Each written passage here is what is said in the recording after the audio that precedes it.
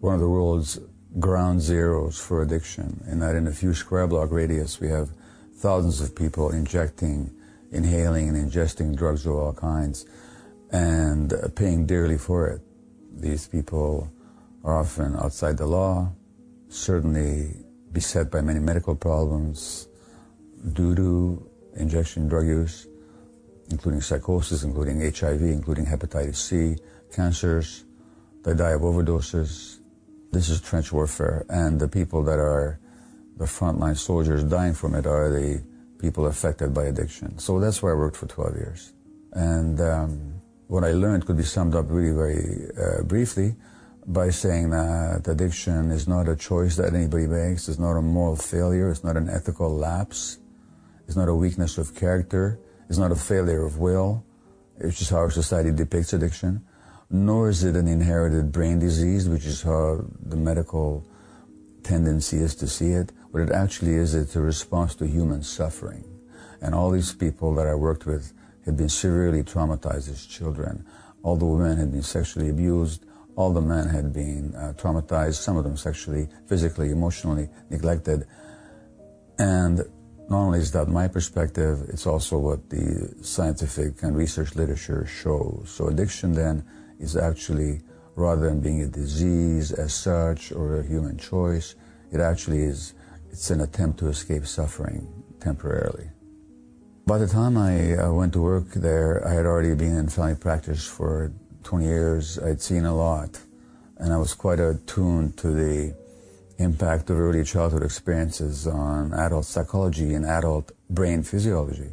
But I just hadn't seen the depth and the degree until I went to work down there. So really it dramatized and confirmed for me, made it very palpable how addictions are a response to suffering, and that what people need in response to addiction is not judgment and not simply symptom control. They need to be helped to heal from their trauma, because it is all about trauma. It is all about trauma. It is all about trauma.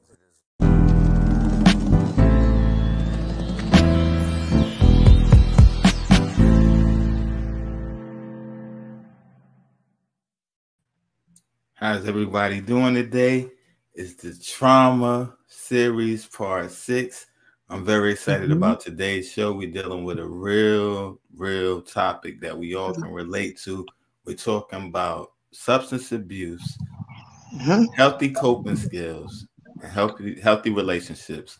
So, without any further ado, y'all know how we do this. We got psychoeducational therapist Natalie in the building, right?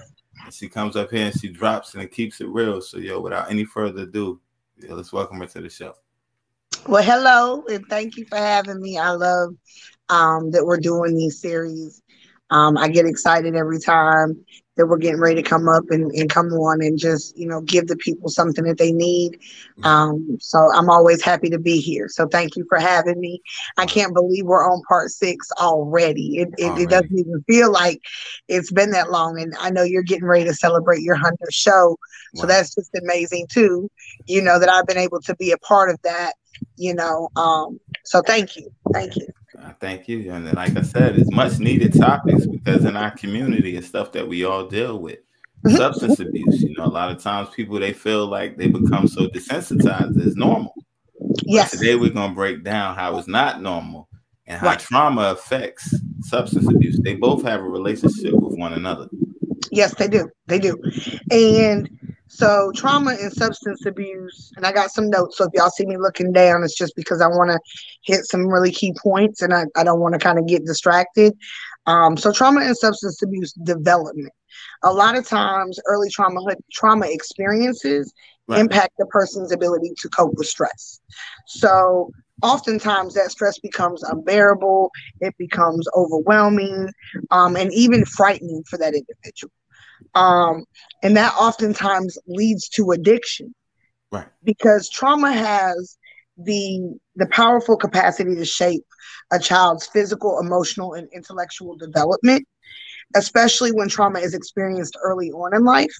So trauma can profoundly alter an individual's life course and diminish their innate form of resilience. And we know as children, when children often go through certain things, you'll see that with the right the right therapy, the right help, the right coping skills, they're able to bounce back very, very well. And that's what we call resilience. They're very resilient to bounce back. But when you take away that support system that is needed to help them kind of overcome that trauma, that becomes a part of the development, which will slow down healthy progression and development. And then you'll start to see, stress, anxiety, in some cases, PTSD, wow, depression. And so that leads to, substance abuse. right.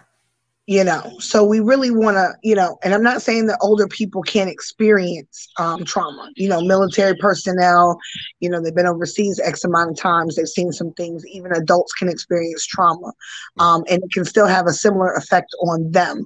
But because they're more cognitively developed, and especially if they've had a solid upbringing and no substance abuse issues, there's a likelihood that their resiliency and to not maybe develop a disorder is kind of like I would say more along the 65 to 75% range, Right. Because they have more of a healthy cognitive way of kind of addressing that. And a lot of them also will get help, depending on how severe the PTSD is. That's a whole nother, Right. whole nother thing. So when we talk about early traumatic experiences, this may increase the risk of substance use disorders due to the attempt to medicate or dampen the mood, the negative emotions associated with how they want to respond to the trauma. Right. So alcohol and drugs may initially help to mask the symptoms. Addiction actually inhibits people from being able to have a healthy way of healing from the trauma. And over time, what seems like the cure becomes physically and emotionally damaging, just like the traumatic event itself. So individuals who engage in risky and harmful behaviors as a result of substance abuse disorders are more likely to experience a traumatic event because of the substance abuse. And now they've incurred an additional trauma. So now we're just stacking traumas on top of traumas. Right. Never dealing with them. Right. And you do see that a lot. You really do see that a lot. High risk behaviors. You're out here, you're drinking, you're drugging, maybe you're with the group of wrong people, sexual assault can occur, physical abuse can occur, you can end up in a domestic violence situation, so now you have the initial trauma and now you just added additional trauma because we know that substances, limit our inhibitions. So we're not already thinking clearly. We're not already going to make a rational cognitive decision that we would have made had we been in our clear mind. Right. So it really does make sense that you see this, this thing where now we're already have a traumatic experience, but now we just keep occurring different traumatic events on top of that due to the substance use. Right. And that's the thing right there. You said a powerful thing, early childhood traumas, right? Mm-hmm. So you have the early traumas, then over the years you have more trauma, so you become more susceptible. What are some warning signs to look for in the early stages? Like as a parent, what are some warning signs that, hey, this kid may be dealing with some traumas? Like you don't know. Right. What are some signs that help people out?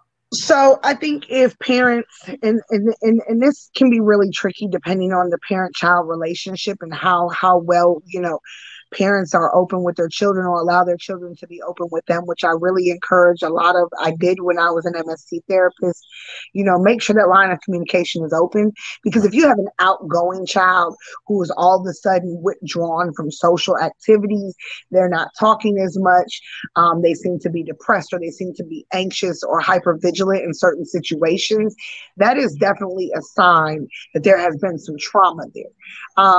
Even the death of a loved one for a child is a traumatic experience. They may become more withdrawn, more depressed, less outgoing.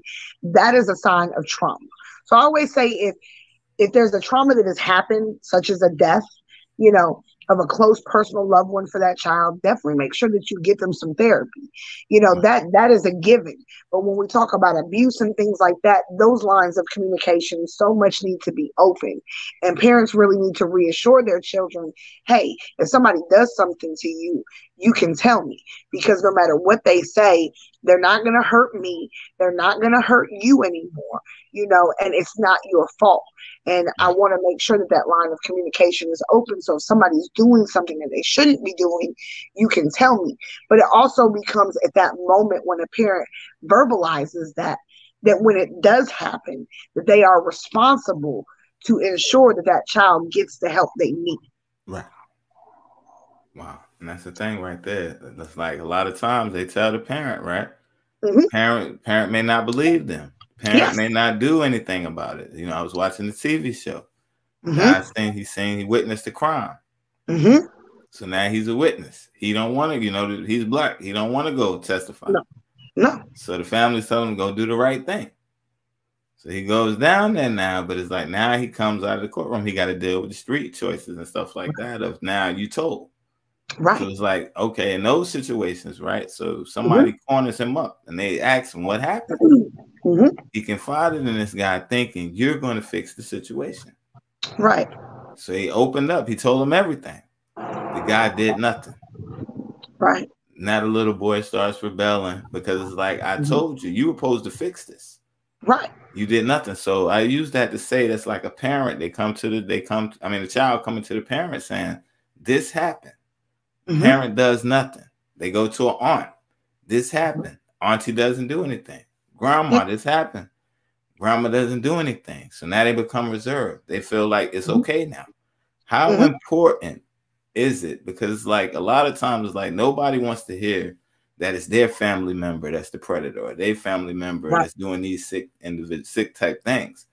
But it's like children, they don't lie.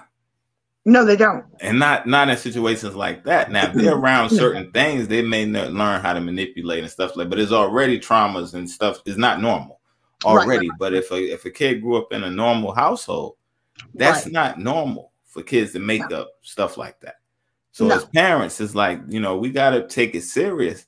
Even though sometimes it may be something you don't want to hear. It might be like the boyfriend you've been leaving. You thinking everything is good. Mm-hmm. The daughter's saying, nah, mom, when you leave, it ain't right. Right. And then mama will sometimes blame the daughter. Right. He wouldn't do that. They didn't get mad like the movie Precious. Yep. Or you're trying to take the man from me. You know, and Precious is a really good example of I've only watched the movie once because I can't handle the emotions and the twists and the turns that it takes me through. You know, a mother blaming her daughter, you know, for the father leaving the mother, but the father sexually assaulting the daughter. He didn't have 2 kids with his own daughter. Mom sexually assaulting the daughter.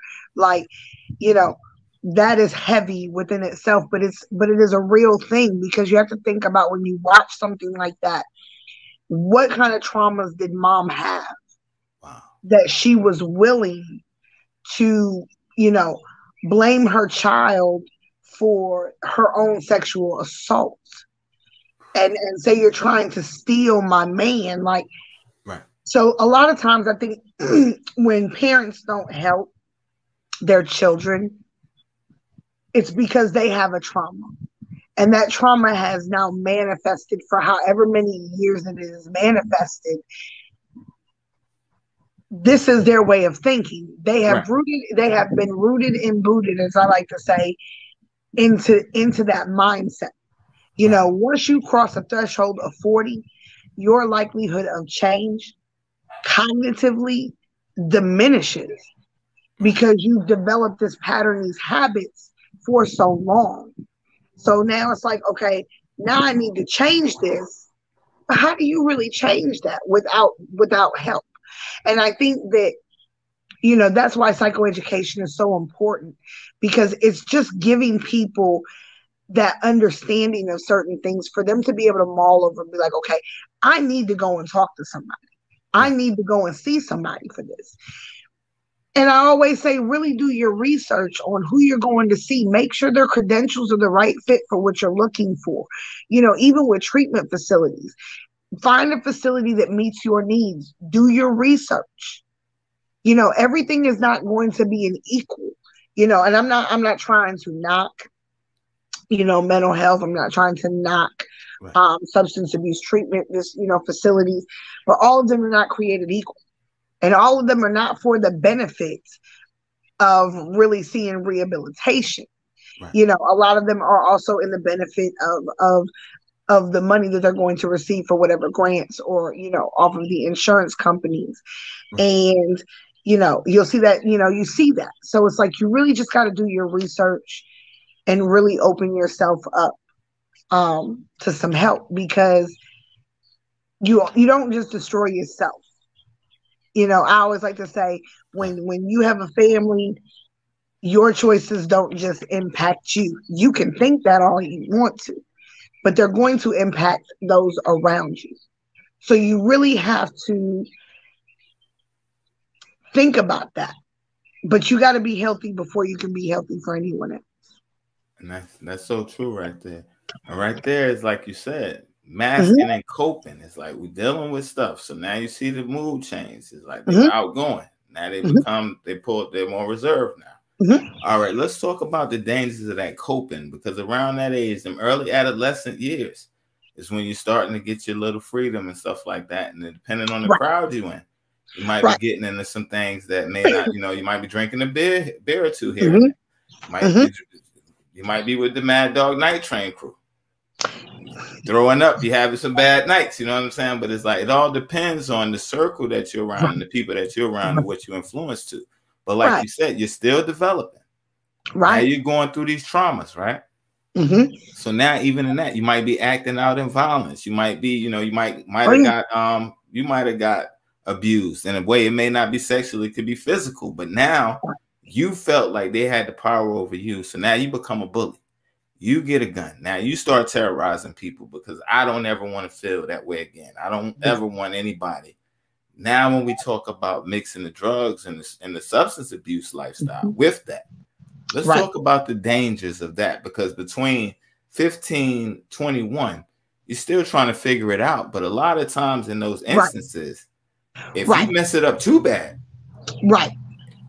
it's going to be tough. You know what I'm saying? It's like hanging with the wrong crowd, making the wrong decisions. Those are your wonder years. So it's like, in that, you 20, you 19, 20, you catch a 25-year bid, you coming home, you're 40. Oh, yeah. So let's talk about, you know, the dangers, because at that moment, we're not thinking long term. We're just thinking now. No. So I'm gonna give you a stat right quick, and then I'm gonna answer your question. So the percentage of trauma victims that have developed a substance abuse problem. So studies have shown that substance abuse disorders developed following a traumatic exposure are 25 to 76%, or the onset of PTSD to 4 to 59%, with a high proportion of it being teens with substance abuse disorders. And then people seeking treatment are 14 times more likely to be diagnosed with a substance abuse disorder and addiction. So we know that the highest percent rate is teens, because a lot of times, like I said, trauma in adolescents and children is excessively high. It's excessively high. We talked about that because of the lack of parents being healthy enough to get them the help that they need. Okay. So when we talk about the dangers of that, what you're saying, you know, I can attest to that, because I endured my first sexual assault at age 12. And I can remember the first time I ever drank gin. You know, I was like 13 years old. You know, so I experienced sexual assault. Then my grandmother died, and then my uncle died. So, you know, I was close to both of them. So I had trauma stacked on top of trauma. I was drinking alcohol at an early age. Night Train, you said it. We used to mix that with grape juice or grape Kool-Aid. You know, you thinking you living your best life. You know, Right. you experimenting with Cisco. And see, I'm a 90s child. So, Right. you know, these were the things that we were drinking. Mad Dog 2020. Right. You know, they St. Ives, you know, they used to have all the colorful flavors of beer. Right. You start really experimenting. And what's kind of sad about that is you end up not, and I don't think it's an intentional thing, you know, but it's almost like that thing where people can sense when other people are broken or other people have things that are going on in their lives that are not okay. And we kind of band together. You know, you got that misery loves company kind of group. Nobody quite knows how to help each other, but we know that we're bonded for life. You know, we're using substances and we're having those conversations. Now, I can't really attest to smoking marijuana. I didn't do that as a teenager. I Right. drank as a teenager,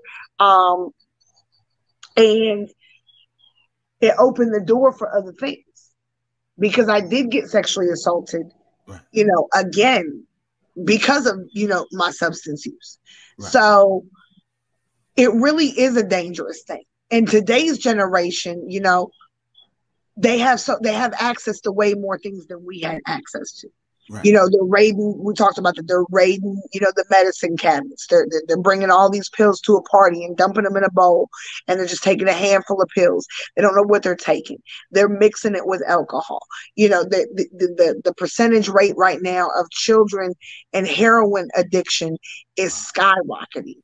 You know, so you have kids doing way more harder drugs than they were doing. The overdose death rates are through the roof. You know what I mean? So it's super dangerous to ignore symptoms of someone who is displaying symptoms that is a cry for help.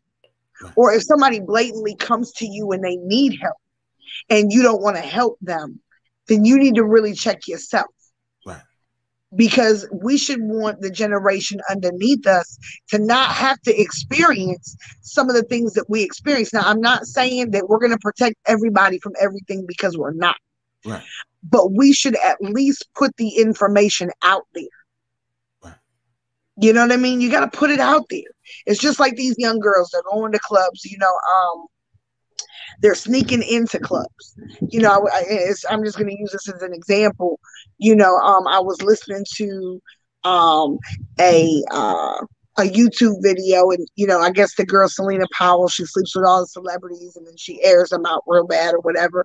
Wow. Well, it was one of her friends and a young girl, and this girl admitted to being underage, and they were talking about their experience with Trey Songz, and they were talking about how when they met him at a club, immediately, you know, they take their phones, you know, his entourage, you know, people take security takes their phones, he puts them on a bus, they go to another venue, they don't have no phones, they can't go anywhere, they're asking to go home. He's like, you can go home, but you're not going to have your stuff. So they feel like they're forced to stay. And then they talk about, you know, just some of the abuse that they endure when they're with him. You know, the humiliation, the degrading of sexual activities. And, you know, it's really sad because that's trauma. Right. That's trauma. You know what I mean? So you just got to be aware. Right. You really got to be aware. And I always say, look past the glitter and the glitz and the glam and know that sometimes people are rotten on the inside. And you got to go into things with people. Like my thing is, I trust people to be people. Right. That way I can't be disappointed in you because I trust you to be human, which means I trust you to be flawed. Wow. So you can't disappoint me. Right. But I'm also not going to put myself in a situation, you know what I'm saying? Now that I'm aware of and I have survived, you know, this long in my life doing some things that I probably shouldn't have done. Right. But once you make it past a certain point, you have to become aware, and you've got to remove certain things from your life. And it's just like, you know, witnessing, like you were saying, somebody witnessing a crime. It's like, I think so many times people do want that self-preservation. It's like, I don't want to say nothing because I don't want, you know, to be a target of violence back. Right. But that's kind of like a catch-22 position, because it's like, if I don't testify, does this person continue to terrorize the neighborhood? Right. Does this person continue to create more harm than good to the community? Right. You know, and I think it's one of those fine lines where we have to check our own character. You know, we have to check our own character. And I'm a firm believer in model what it is that you want other people to be like. Right. Set the example for what you want other people to be like. Because I'm the first person to tell somebody, don't do no dirt around me. Right. Because I'm not going to jail for you. Can't do it. Don't look good in stripes, orange, yellow. I don't look good in them jeans they be passing out at NCCIW. I can't do it. Okay? I can't do prison food. I done seen what they serving you. Can't do it. So if you do some dirt around me, baby, and they come knocking at this house, baby, I got to go. Got to go. Got to do it. Hey, I'm sorry. Gotta be like Tony Clark. Give me them 2 90-minute tapes. We go tell them, talk all about it. And I hate, you know, and I hate for people to look at me and be like, I can't believe, you know, because I came up in the cup. Right. I used to be a part of that cup. Right. You know what I'm saying? And so, but looking back in hindsight, I think about the damage that I've done to my own community. Right. I think about, you know, I used to sell drugs. I used to run with a bad crew. I used to do a lot of bad things before I joined the service. Right. You know, when people say they about that life, it's like, I get it. I understand. I've been there. I've done that. But I think about how much trauma and pain have I caused somebody else? Right. What role did I play in their demise or their mental health issues or their substance abuse issues? Right. Whose mama or daddy did I help kill themselves, or brother, sister, or child? You know what I'm saying? So now it's like you have to grow beyond certain things, and you have to look at certain circumstances and be like, you know what? I don't want to be a part of the problem anymore. I want to be a part of the solution. Right. And to be a part of the solution is not to enable nobody else's BS. And if you are in fear of doing the right thing, then you will forever be paralyzed, and no good or growth will come from that. And you will never learn to not be afraid. Wow. And that's real right there. And that's the thing right there, right? Mm-hmm. You're talking about the code. And the thing is like, you know, both sides of the game, right? I want to talk back to my early experiences with like smoking weed and stuff like that. Mm-hmm. It was like having people with morals. I'm just gonna give some examples around you how it can save your life, and even in those bad situations, how God will put people to protect you in certain situations. So it's like the first thing you learn when you're smoking is you don't smoke nothing unless you've seen them roll it, or you roll your own stuff. Right? But somehow we know a person. We at a party. Yeah. That's my homie. Right. They with their friends. Right. All that goes out the window in those moments. You get what I'm saying? All these lessons we learn. So it's like they're smoking. They pass it to you. I remember I probably was like 14 years old, right? I was smoking and I went, you know, down in the country with some family members. Everybody knows everybody. Same situation. I walk in. They're smoking. These my peoples. That's right. I went in on that. So I go, and my brother hits me. Boom. Like he just like punches me. What in the world? Like, yo, you don't know what they got in that. Right. And I'm like, yo, but these are peoples. He like, nah, yo, like I don't care if they are peoples or not. You don't know what's in that, right? So then by that time, one of my cousins walks in. And he like, yo, what's going on? So my brother and him having the conversation. He looks at me like, I know you didn't smoke that. Right. Nah, you don't smoke with them. I'm the youngest going in. So it's like at the same time, I'm thinking these are people, but it's like they had their own substance issues that they were dealing with older, you know, so I didn't know as a kid. Right. My cousin like, nah, you don't never smoke behind him. Because he's around them all the time. You get what I'm saying? This is like a summertime thing for me. I see them when I come down. Right. Nah. So it's like I learned then. It's like even your friends, but it's like thinking Oh, of yeah. that. Even like DMX in that situation, you Yeah. can have the wrong person Yeah. that says, "Yeah, try this. Go ahead and hit that." You know what I mean? So it's like even down to like certain situations where it's like that saved my life. Even being on the block and being in the mix of everything going on, it was Right. always the big homies that said, "Yo, go get out of here, man. You're not selling no drugs. You're not doing this. You're not doing that." It's like, yo, you're not getting a gun. When everybody else, they were giving everybody else guns in the neighborhood. Right. I want to, nah, not you. It's more for you. So it's Right. like I thank God for those type of people that was in my Amen. life. Like, yo, even though they were doing wrong, it's like, nah, I'm not going to influence you or bring you along to destroy your life. Bring you apart, to make you a part of it. Right. So then when we talk about the dangers real quick, because like even with the young guys, you hanging with the homies, right? You got the girls over. So we having some fun. Fast fun could easily turn into allegation. It can definitely quickly turn into a rape. It can definitely turn into an assault. So it's like you got to even be careful of the situations you're around. And it's like, okay, it may start off drinking this, that, and the third. You know, back then that was the thing. The more drunker, the better. Right. It's like you said. Now we think about the dangers on both sides. It's like the guys was like, that's you took advantage of her, you sexually assaulted her. Then it's like on the same time, like she's inebriated, she can't think for herself. That's a bad space to be in as a female. So like the older we get, is like you see how death was right around the door. He was right around the corner. How situations could easily flip to another side. So it's like with the young ones though, it's like they don't see the danger. So how can we push that message to them? Whereas like you can't wait till it blows up or it's too late now to have a regret or think about the consequence, because at that age, you just acting, you're not thinking about the consequences. So how do we break that mindset? You know, it's interesting that you say that, because I try to keep a very much of an open door with my children. And I know that sometimes they get really just, she talking me to death, you know, but it's like, look, you're going to at age appropriateness, you know, of course, I like to have conversations with them about real world things, because I know that in a certain situation, you will recall that we had this conversation, because I do it with my own, where my mother would say certain things to me. You're in the situation, you hear the voice, you remember what somebody told you. Right. Now you gonna do it or what? Right. But you also got to use that discernment about yourself. Everybody has been someplace. And as soon as you got there, you was like, it's time to go. This ain't right. It don't feel right. This ain't it.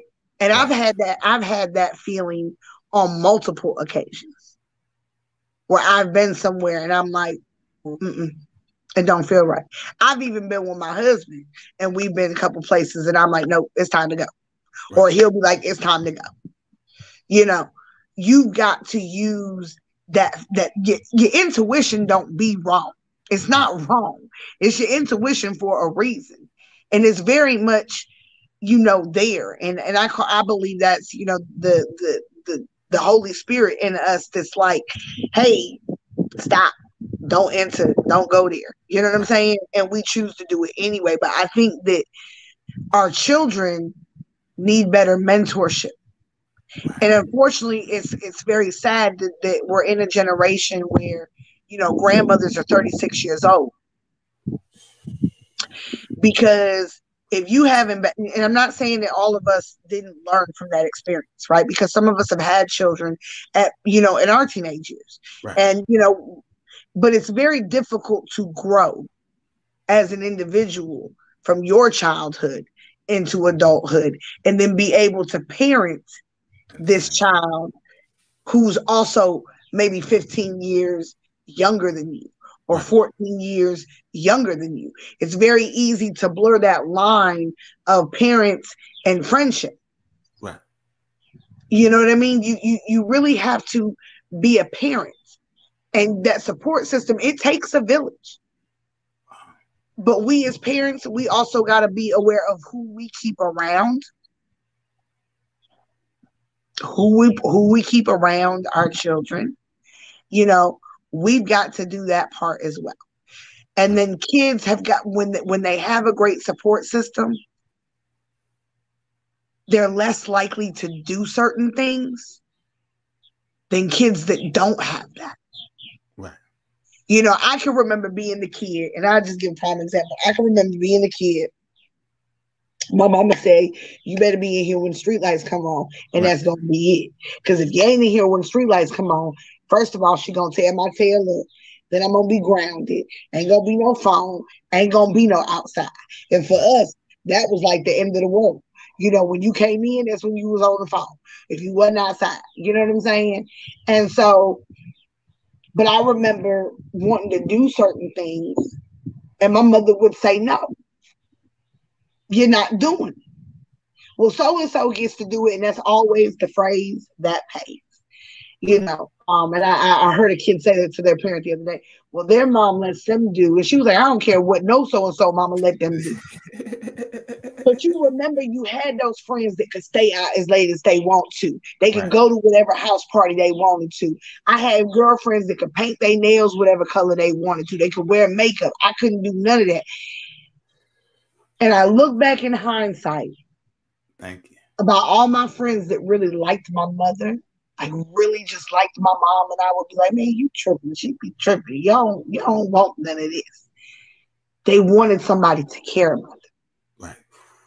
Kids want somebody to care about them. Right. Even though they get angry when you tell them no, they can't have it, they can't do. It means that you care about them. Kids, more than people realize, want some resistance. Right. That kid that's out there 2, 3 o'clock in the morning, smoking weed, going to parties, doing all of this, and know that they only 15, 14 years old, where their mom and daddy at. Don't nobody care. Right. So if you don't care, they're going to look for somebody that does care. Wow. Games, street activity, anybody that's going to give them any kind of attention.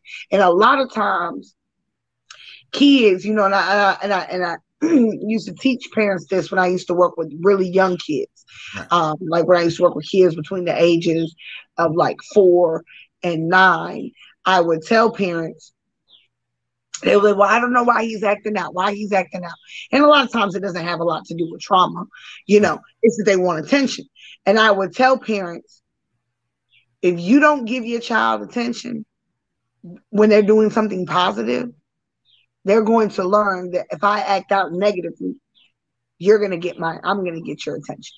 So even if you got to come to my school to pick me up because I done got kicked out of school, you yelling at me, you giving me a whooping, I'm getting some kind of attention from you. I'm getting a reaction from you. A lot of times that is a cry for help. That is a cry for, I need you to see me. And that's why I used to teach parents consistency is so important, because kids need that from you. So if it's a no about this, then it's a no about this until age appropriateness. If it's a yes about this, then you need to be consistent with that. Because the minute that you're not consistent is a minute that your kids are going to be all over the place and they're going to be chaotic. Right. Right. You've got to be that warm, loving parent, but you also got to not be afraid to be firm and disciplinary. And you got to not be afraid to put your foot down, because at the end of the day, you're raising your child. You know, I say it like this: God has blessed you with children. Right. God has given you children so that you can raise his child. I believe it like this: God has given you a seed that is ultimately up, you know, we're all God's children. So it's his child that he's giving to you, that he's entrusting into you to raise this child, to teach this child the right way to grow up, how to be vulnerable, and, you know, how to check their emotions, how to cope, how to have healthy relationships, how to love, and, you know, how to set boundaries and have good social skills, and how to be a productive, healthy member of society that is a benefit for the culture. You know what I'm saying? Right. But if we're not willing to fix us to do that, then you're just breeding the next broken cycle, the next broken generation, and the generation and the generation. And I like to say, look at the generations now. Look at the culture now. Look at the world right now is a prime example of our lack of appropriate parenting and doing and putting our foot down. Right. And where it's going to be 20 years from now. So, all right, I got a question. We're talking about effective, healthy coping skills, right? Mm-hmm. So let's say people been through traumas. They've been through the gang life. They may have seen stuff before their time. What are some healthy ways to cope with some of these traumas? So, trauma is one of those things, we all react differently to trauma. Right. We all react differently. And so that is an individual case by case thing. Depending on age appropriateness, and seeing a therapist is really going to work a person through that. Right. And I'm a firm believer in trauma therapy, PTSD.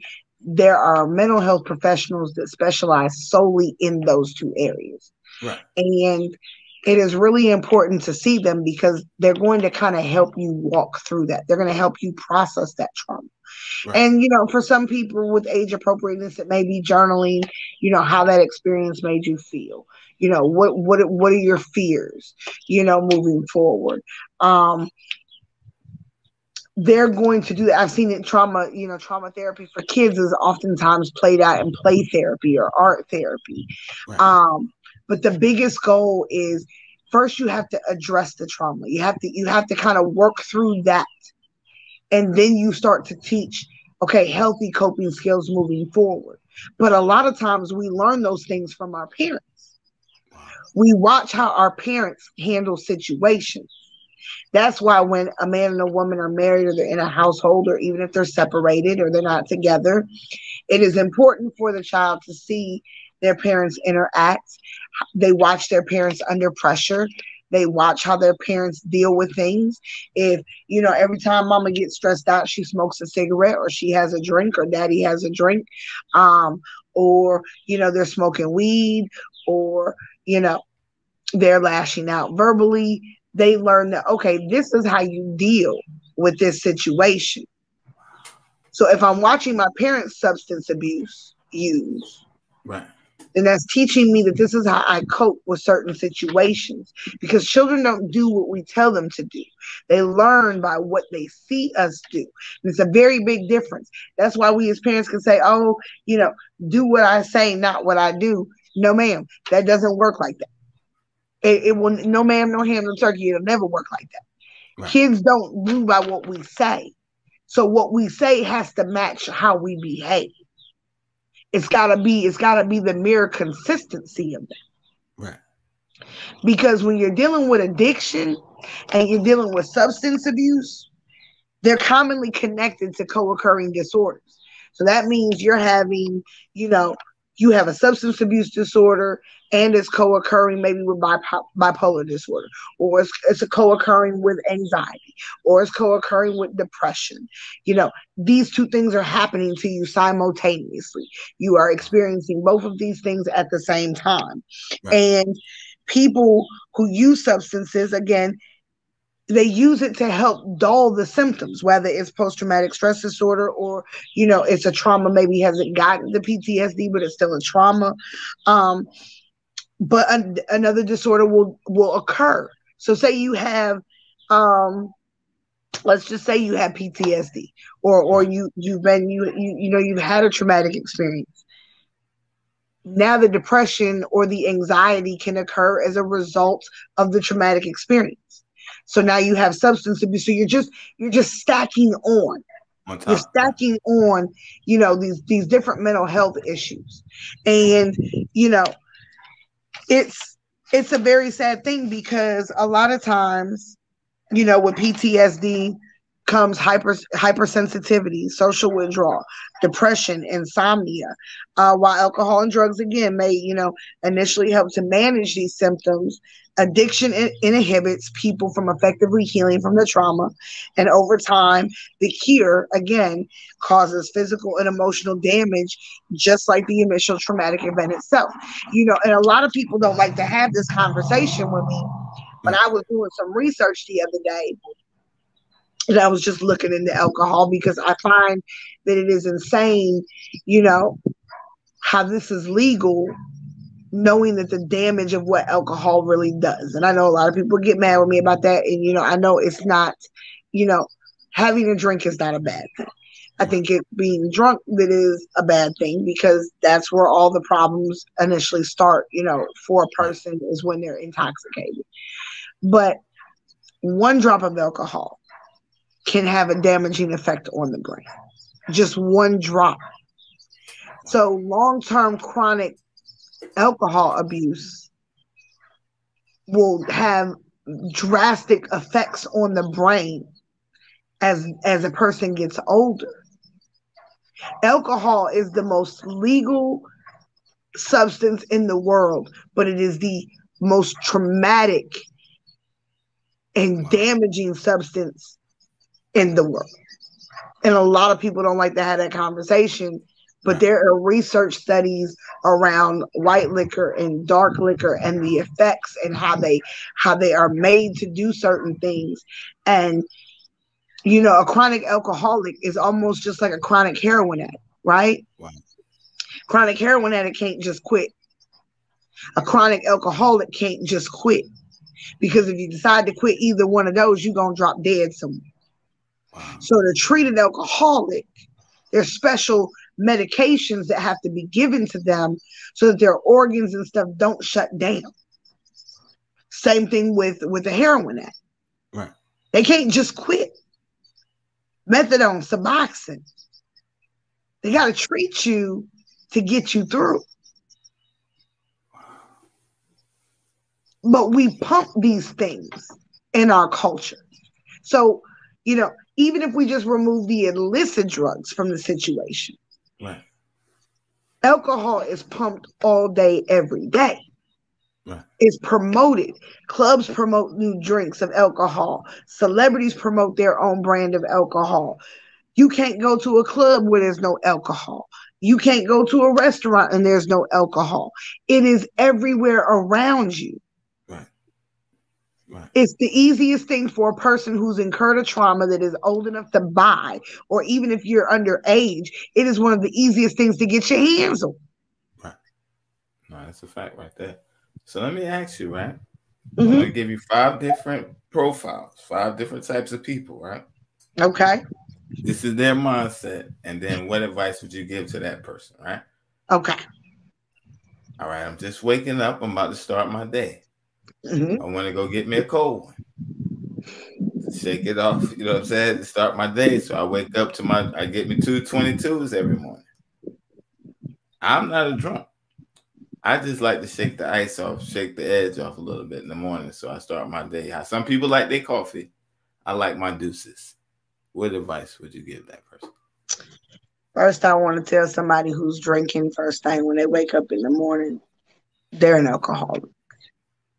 That number one, let's just go and call that what it is. You really have alcoholism dependency. That or that statement, oh, it's 5 o'clock somewhere. The question becomes, why do you feel the need to have a level of intoxication to function? And then the second question would be, can you not function without the alcohol? Right. Because if you can't function without it, that's a problem. Or if you can function and do your day-to-day life only, you know what I'm saying? You're a functioning alcoholic. You can go to work drunk. You can do these things drunk. You have no clarity. At no time, there is no clarity. Wow.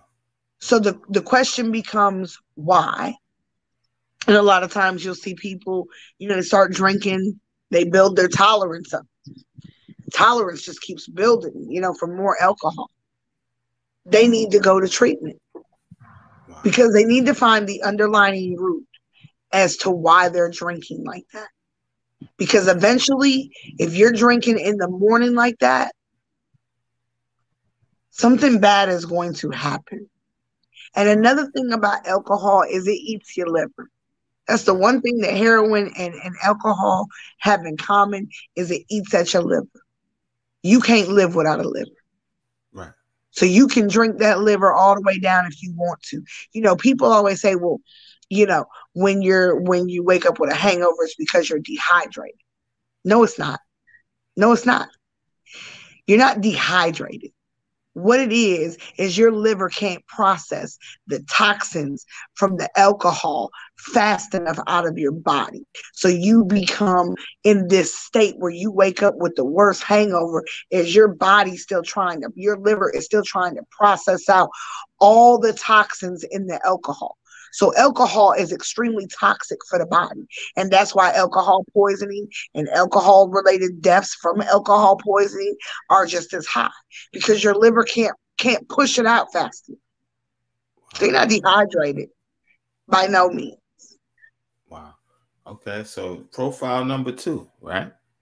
Mm-hmm. I done had to deal with these kids all day. Work my job. I can get me a drink after the end of the night. I'm gonna drink my what is it popular now? I'm gonna drink my Ciroc. I'm gonna drink my Douce. I got me a bottle of Hennessy. Some may say I don't do hard liquor, but I'm gonna drink my Moscato. I'm gonna drink my red wine because I deserve it. I done put in my work for the day. I done worked the job. I done dealt with these kids. Don't you tell me about my drink. Now they get their wine or they get they drink of choice. What advice do you have for that person? They need to find new ways to cope. So they're not happy or satisfied with something in their lives. And they don't know how to manage the stress of it. They don't know how to manage the overwhelmingness of their day. So the first thing they got to do when they come home is have a glass to reduce, to kind of take the edge of that stress on. Right. What are some other ways that you could healthily cope? Because now you're basically telling your mind is saying to you, I got to have a drink to relax. So see, now you find reasons to start questioning. Now you start developing reasons why you need to have a drink.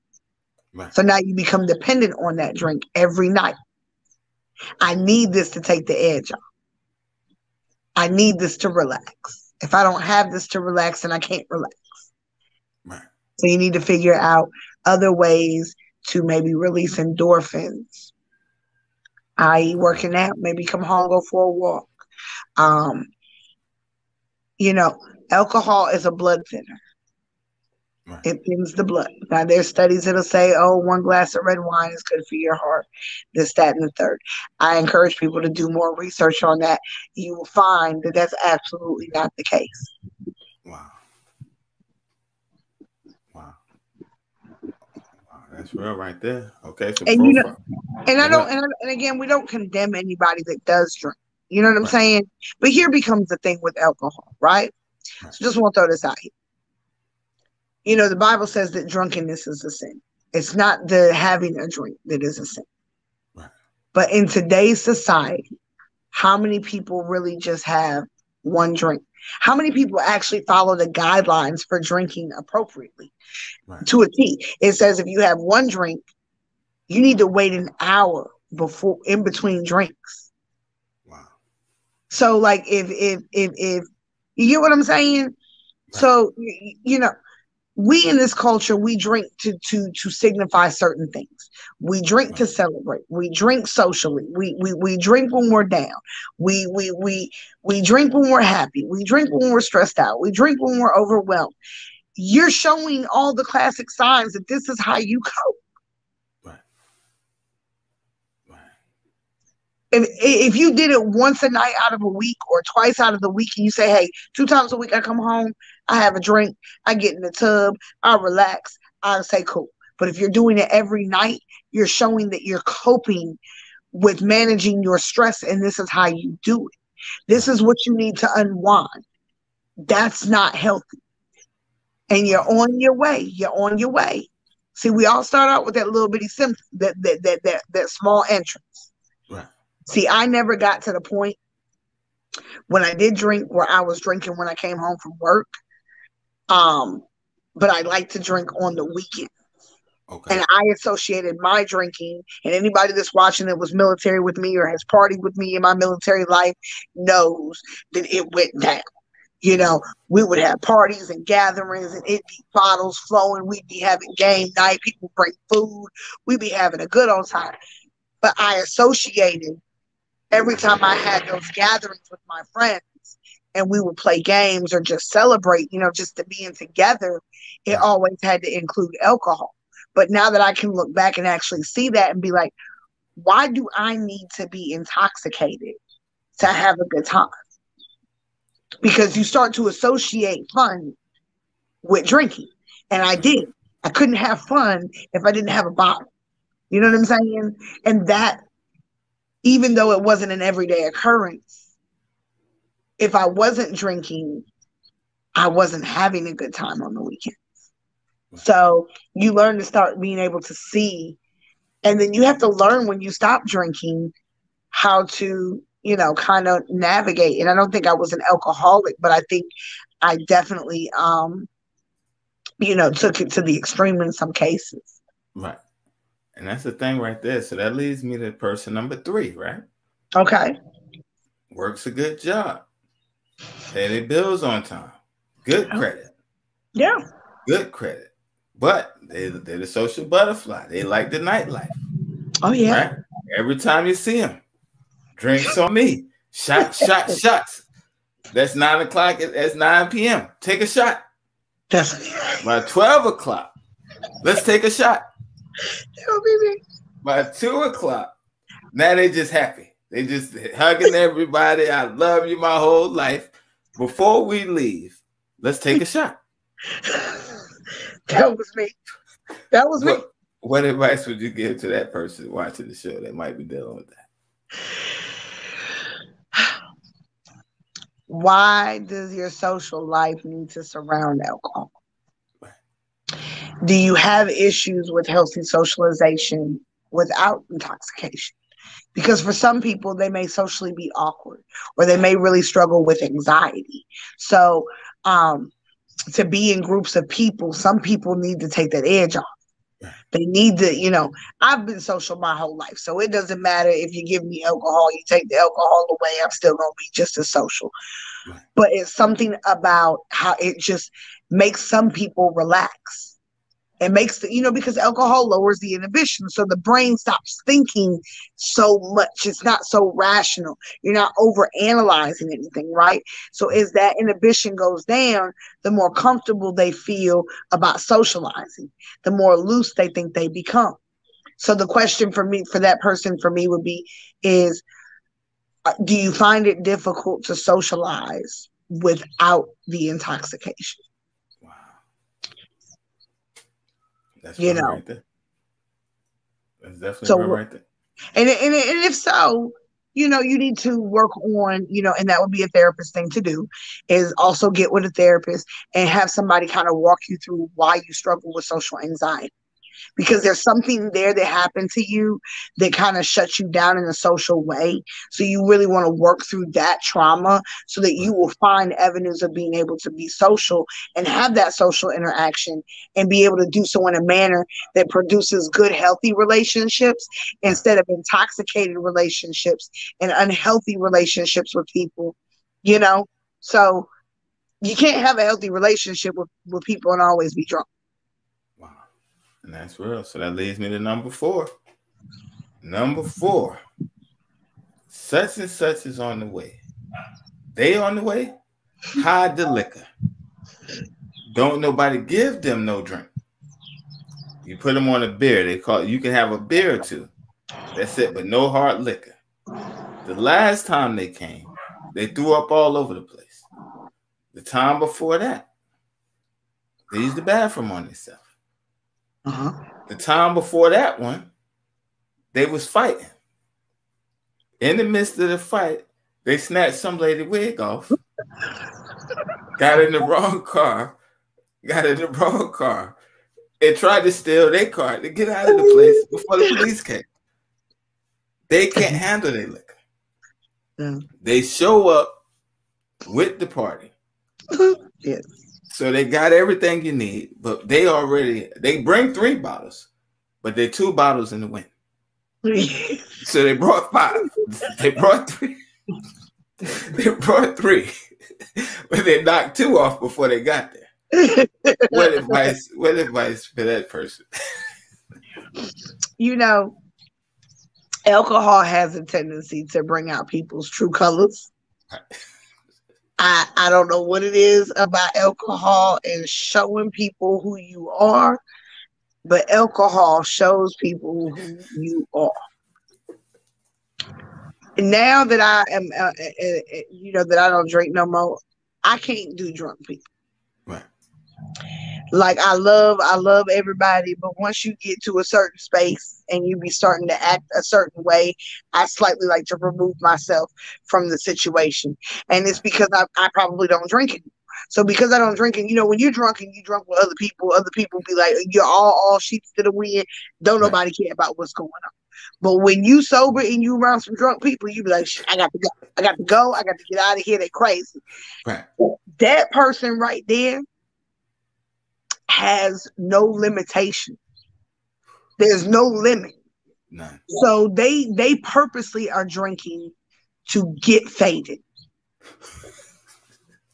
We've all met people like that. Like I know, and the reason I say this is I know I was military. I done partied with some people, baby. There is no limit. We about to do it, and if you're doing it, we're gonna do it to death.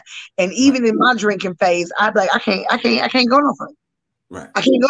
I tried one time we ordered a picture, and this is how I knew that this was my limit.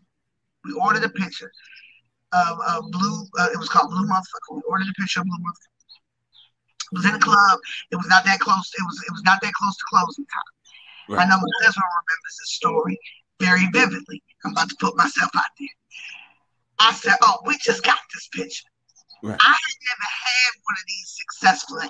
It tasted good, so I had already had it last. Right. But we about to let the picture just go to waste. We just got it. So I started to turn the picture up like this. And I'm just trying to chug this picture.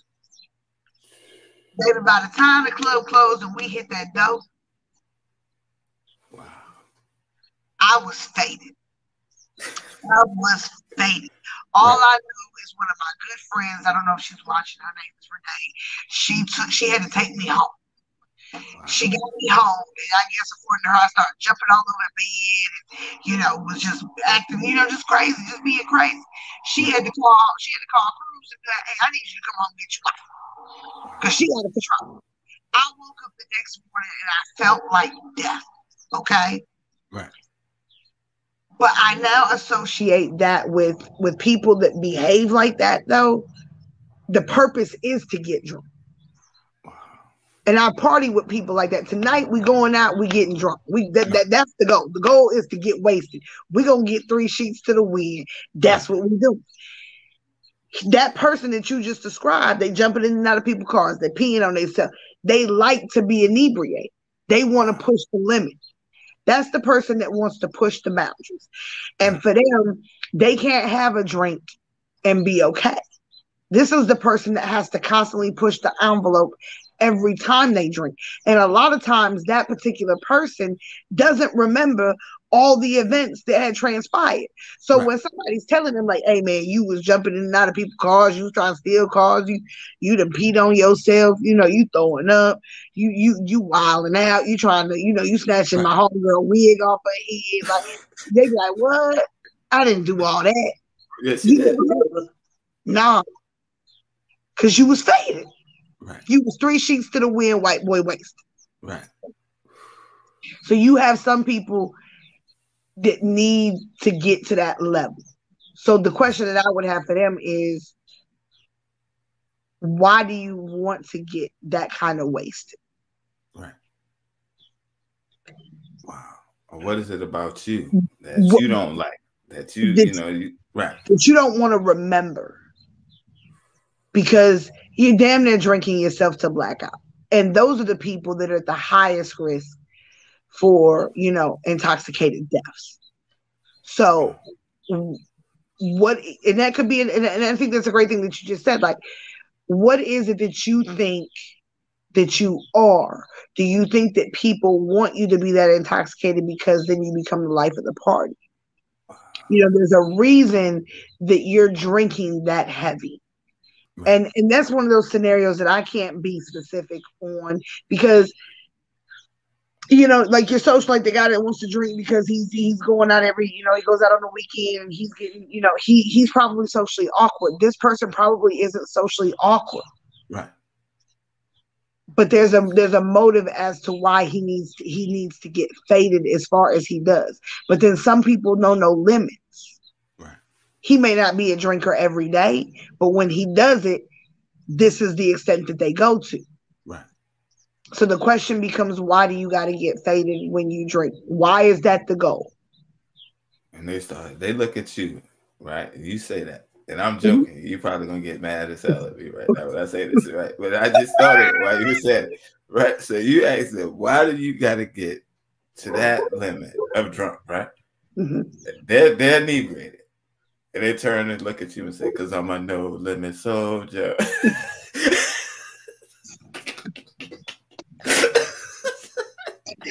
Your ass gonna be no limit in the damn hospital when your liver fucked up. You gonna be messed up out here in these streets. Yo, I was joking. I had to do it because we were talking about the limits. I just heard Master P in the back of my head. I can just imagine one of my drinking nights. But you know what? That is something that somebody would really say, though. Right. That is something that somebody would really say, like, because I'm a no limit soldier and I drink like I'm no limit, baby. I can do this all day. Those are the people that say. Those are the people that say, "I'll drink you under the table." Right. Can't wait to do it.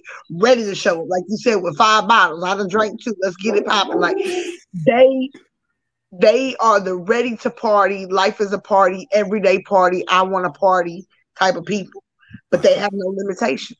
Yeah, no limits. No limits. And people don't like to be around people that don't know their limits. Oh no, that's dangerous. That's why they say it's so and so coming over, hide everything. That they just tell them don't come over. Right. Oh, no, you don't let them come over. Now it's a fight. You ain't never lied about that either. Because they do get upset with why I can't come. Right. I know I didn't act right the last time, but this time ain't the last time. And then they do worse the second time. They do, or this is they think I ain't gonna drink that. I'm just gonna drink beer. I ain't gonna drink no liquor. I'm gonna drink wine. I ain't gonna drink no liquor. My thing is this: I don't care what you drinking. You drink. Right. It's all got alcohol in it. It may take you longer to reach intoxication on this than it would take for you to get intoxicated on this. But best and believe your ass is going to drink until you intoxicated either way. So either way, your intoxication behaviors are going to be just the same as they was if you was drinking this, or that. Wow. So you can try to switch up your brain and think it's going to make it better. It don't make it no better. You just said a thing and it just gave me another thought right quick. Because I used to hang with a wild bunch of boys when we were coming up, right? In those situations, the person will say, I'm not going to drink no liquor. You make a deal with them. All right, you can just drink beer. Some of these jokers will go and come back with a 24 case. What? They said I couldn't drink the liquor because they know what it's going to take them longer to get intoxicated. But the thing is, think about if any of us have ever partied with white people, right? And I'm not throwing y'all out white people because y'all boy, I can't hang with y'all. I have been to some parties in the military. Boy, let me tell you something. I thought I was doing it. I wasn't doing it. Like I played beer pong, things like that. Don't get it twisted and think that beer won't mess you up because beer will have you out there. It'll have you 3 sheets to the wind all by itself. Right. So that's what I'm saying. You can't be like, oh, I don't drink liquor no more. I just drink beer. Or, oh, I don't drink neither one of those. I just drink wine. You still going to get to where you need to be. Right. It just allows you to have more drinks to get there than it may have taken for you to get there before. You know what I'm saying? But some people just like to get wasted. Right. That's their way of partying. But why? I don't understand the memory loss. And no, yeah, you keep it crunk all you want to. Yeah, You're gonna be yeah. crunked up in the damn hospital someday. Hold on. Yeah, because hold on, because Rob, you're funny, but I gotta tell this story real quick about substance abuse and it going wrong, right? Keeping it crunk, what he's talking about, right? So Yeah. I just got out, right? So I'm excited. I just had a baby. I'm just focused, like, yo, I'm working a 12-hour shift. I get off one, I got a 2-hour break, then I work an 8-hour job. So we're talking 20 hours in a day. So what I didn't calculate was, all right, your days off may be 3 or 4 days in between. So that means you're not getting no sleep. By the time you get off and drive to the next location, you probably got 40 minutes before you got to go back to work. So I'm in my 20s then, right? I thought it would be a good idea. First night, okay, party, go to work. So the whole day I'm in the wind.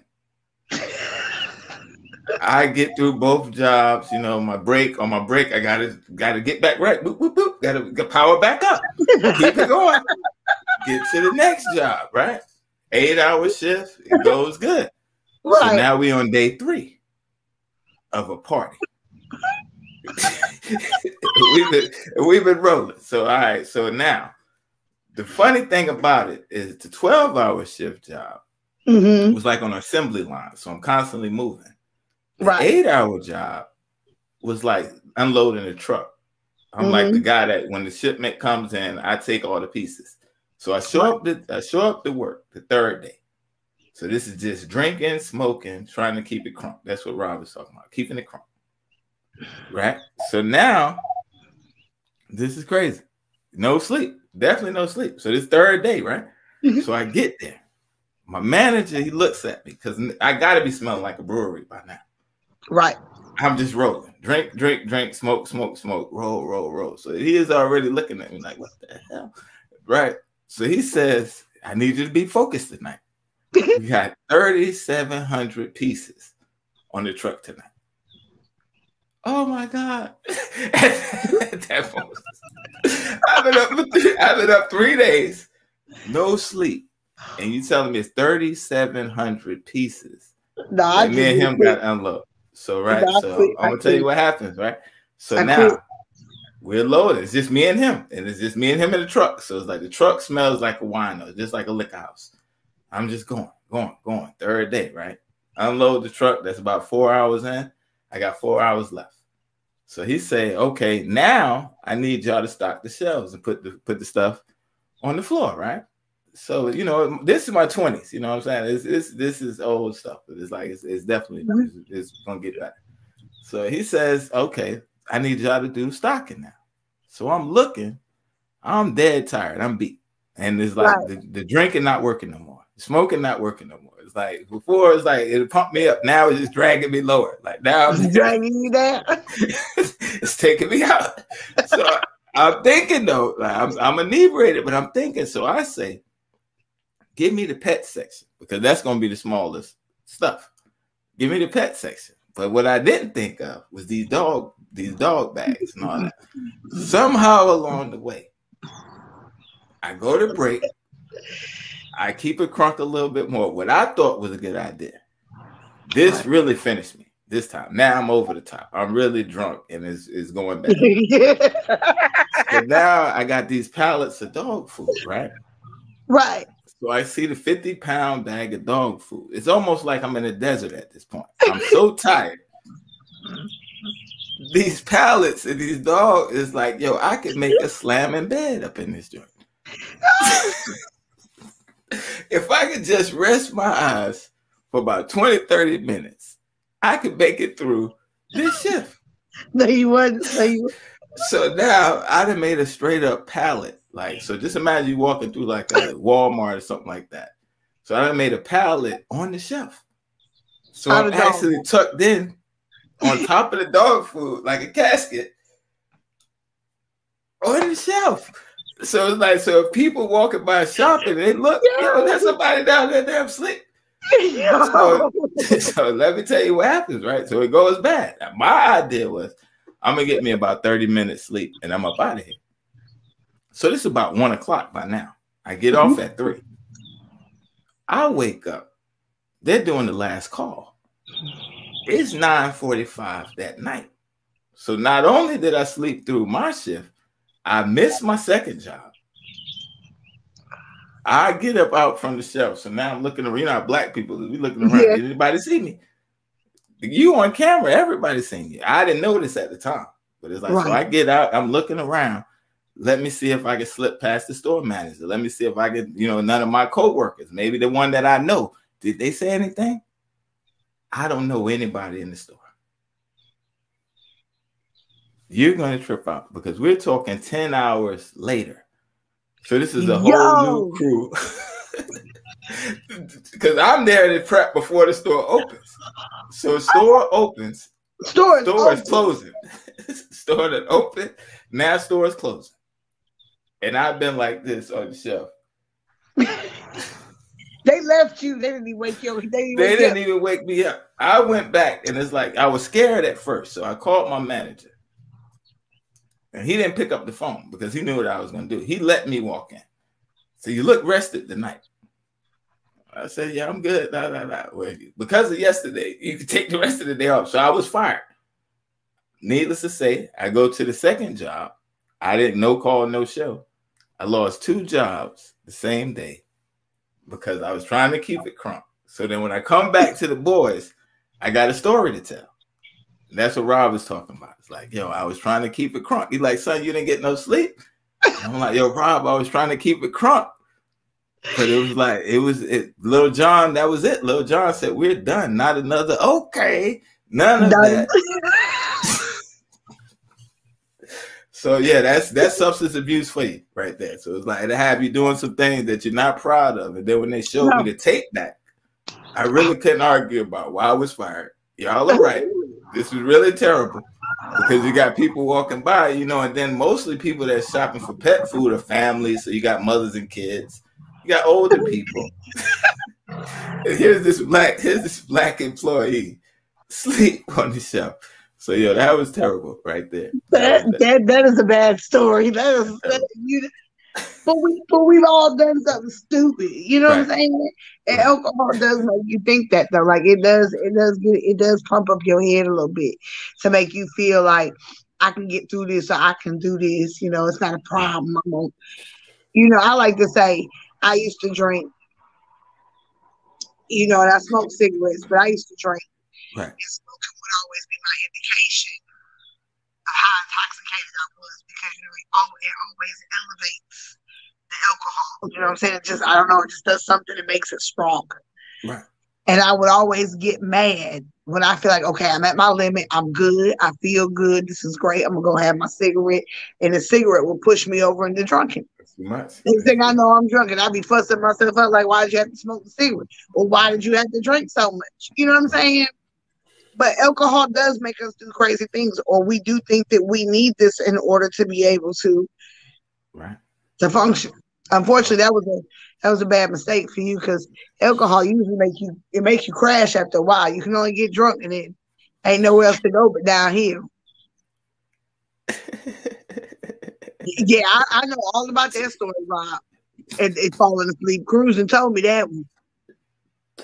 Oh my God! Yeah, it's like the thing is with Rob, the thing with both of them is like they was there for our wonder years. Them years is like when we were experimenting doing certain things. It's like we lived it, so it's like that's crazy. It's only a blessing by God we're still here, you know. Because we did some wild things. We did some wild things growing up.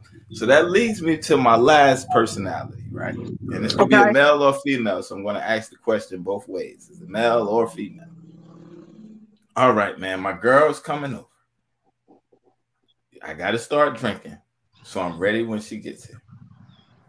The female, well, tonight it's gonna be a special night. So let me start drinking. Why do people have to get drunk to be able to, okay, now I can do the grown-up thing? What is that about? I think because it lowers the inhibitions and people associate better sex with alcohol. Okay, and I think that that's insane that people do that. Right. But I think that, okay, we all know, we can all sit here and say that alcohol, because it lowers the inhibitions, can entice how we feel, right? It Right. can, especially when you start playing the music. That's why I always say clubs are kind of a setup for a lot of like, just shady shit when you think about it moving forward. Excuse my language, but it's just a lot of shady mess because the room is dark, right? We know that red elevates the heart rate. Like, that's a Right. proven fact. You know what I'm saying? So red, they usually got the red lights, it's pumping, the bass, and crews always talk about frequency, how music is made to, entice certain, vibes and things like that. Right. And then you got the alcohol. So it's the perfect mix of intoxication for seduction. You know what I'm saying? For lust. So I think when people drink and then they have sex, it becomes the prerequisite. I'm going to have the best sex because I'm intoxicated, or I'm going to last longer, or I'm going to, for a woman, she may think she's going to be, maybe I'll be, I'll be more, wet down there, or, whatever it is. I think, and we're grown up, so I'm going to say grown up stuff, but I just think that, that is an assumption that people attach in their minds. It's going to be better because I'm going to be lifted. Right. It's going to set the mood a little bit better. But really, it doesn't. Because you're still not thinking as clear and rationally as you would be if you were sober. And I think, too, a lot of people have more sexual mistakes, quote unquote, that they would like to say, or I wish I could take this back. You can't take it back because you done did that. You know what I'm saying? That body counts. Just want to put it out there, ma'am and sir, that body counts. Right. You're more open to things that you wouldn't be open to if you were thinking clear. And I think people would probably, not saying look, I'm not bashing anybody on the alcohol, but I just think that if you needed to encourage or to do certain things, now it becomes a dependency in a way of life.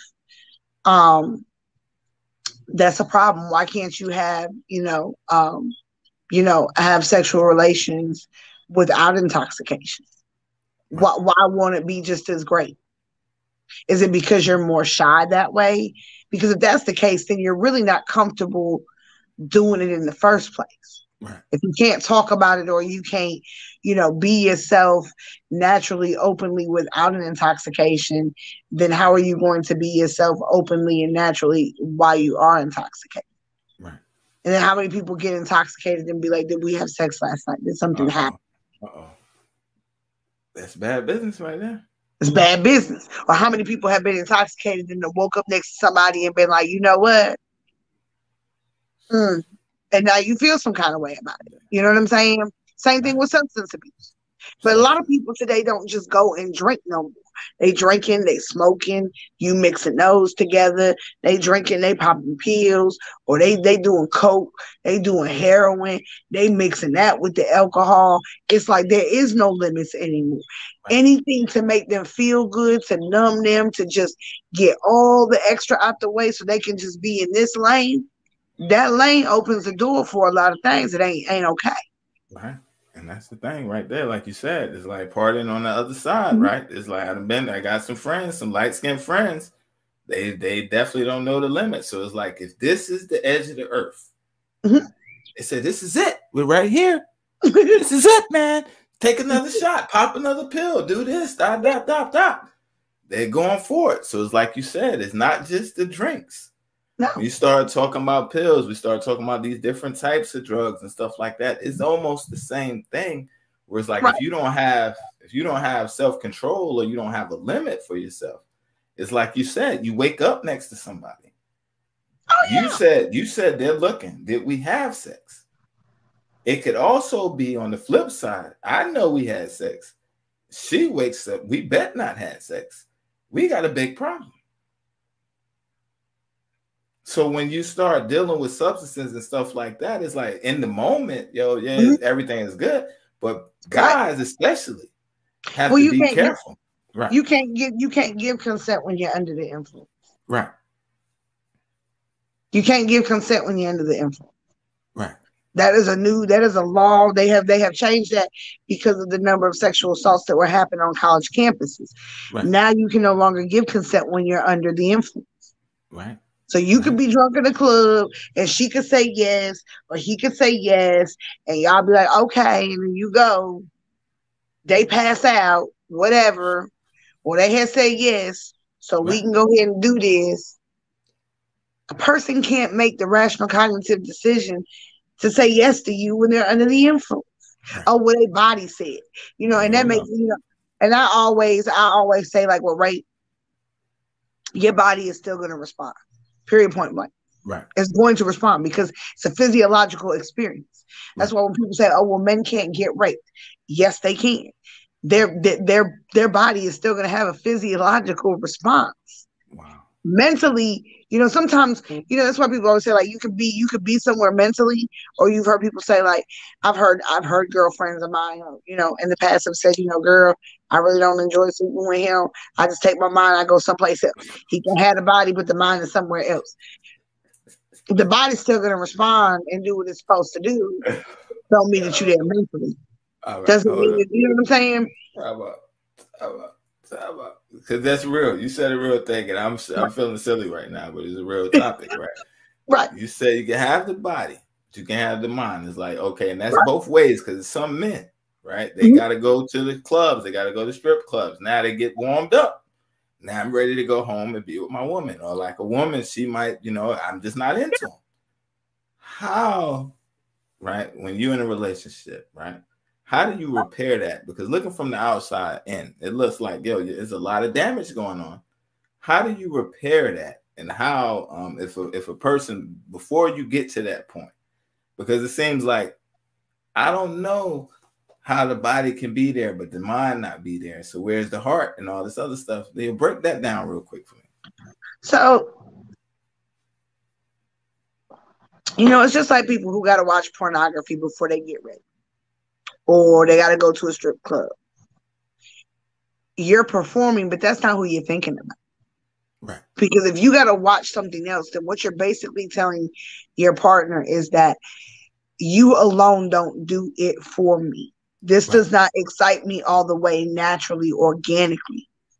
So now I need to have other things. So if you're looking at other things, what are you actually thinking about when you're performing with the person that you're with? Right. And that's why I think it's important too for people to have those moments, that clarity. Like I said, I'm not anti-alcohol. I'm not anti, people won't blow a little weed. I'm not anti those things. I'm anti the substance abuse. I'm anti the addictions. Pornography is an addiction. Pornography destroys healthy relationships every single day. The porn business is $1 billion industry for a reason. Strip clubs exist for a reason.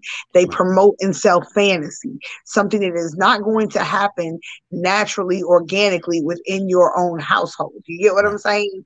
I think that men and women should have, if you're in a relationship, that you should be comfortable having conversations about sex with each other, that you should be open to sharing, what it is that you desire and what your fantasies are, and that you guys be on the same page to explore what it is that you want to explore.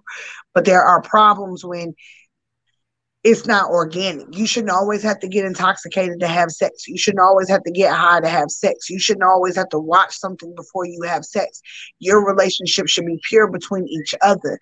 And if you generally are not in that place with each other, then you probably ain't got no business being together. But you're going to have to work through that addiction. And there are a lot of people who are working through their porn addictions. They're going and seeing somebody to talk about it. Well, I done watched this and now my sex life don't do this. Your sex life was fine at home and you was happy with what you had till you start watching people on here having threesomes and doing all this other stuff. Now you talking to your wife. She don't want to let you bring nobody else in the bedroom and now you upset about it. So what you out here, you done talked this girl talked her down so dang on bad that she didn't open the door to let that happen, and now you out here, you see what I'm saying? Now you out here sleeping with the girl that you had threesome with, you know what I'm saying, behind her back. Like you create situations for yourself because you open the door to let things come into your mind. that don't allow or produce healthy fruit. And you just said a thing right there, a mouthful, because I think God's way was the perfect way. It's like you meet somebody, you get married, you consummate the marriage. All they know is you. All you know is them. No And social media. Right.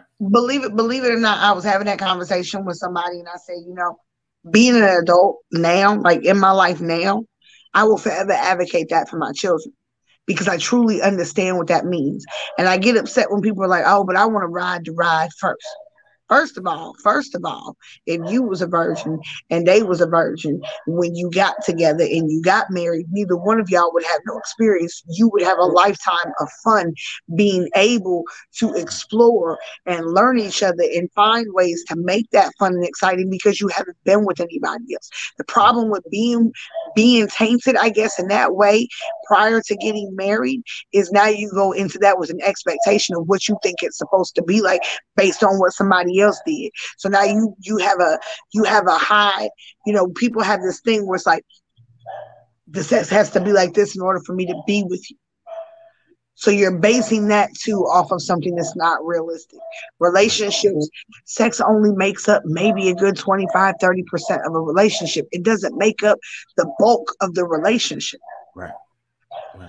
Sex is for reproduction, and it's also for pleasure that God created between a man and a woman to have. Right. God says, men and women, when you're married, that's what you take pleasure in each other. But we're so rampant with that's its own addiction. Sex is one of the biggest addictions.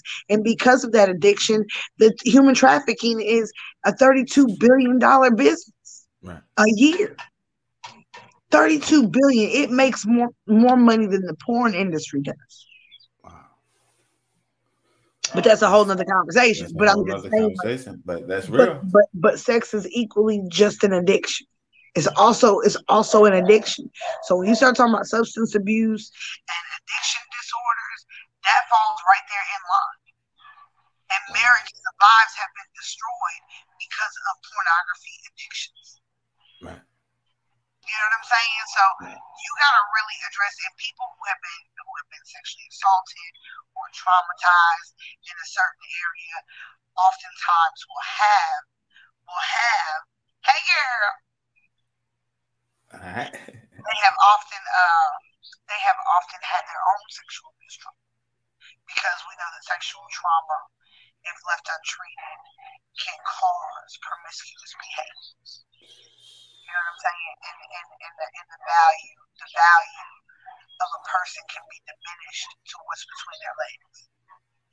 Right. And that's the thing right there. You said a powerful word, promiscuous. They got records out, promiscuous girls and all this stuff.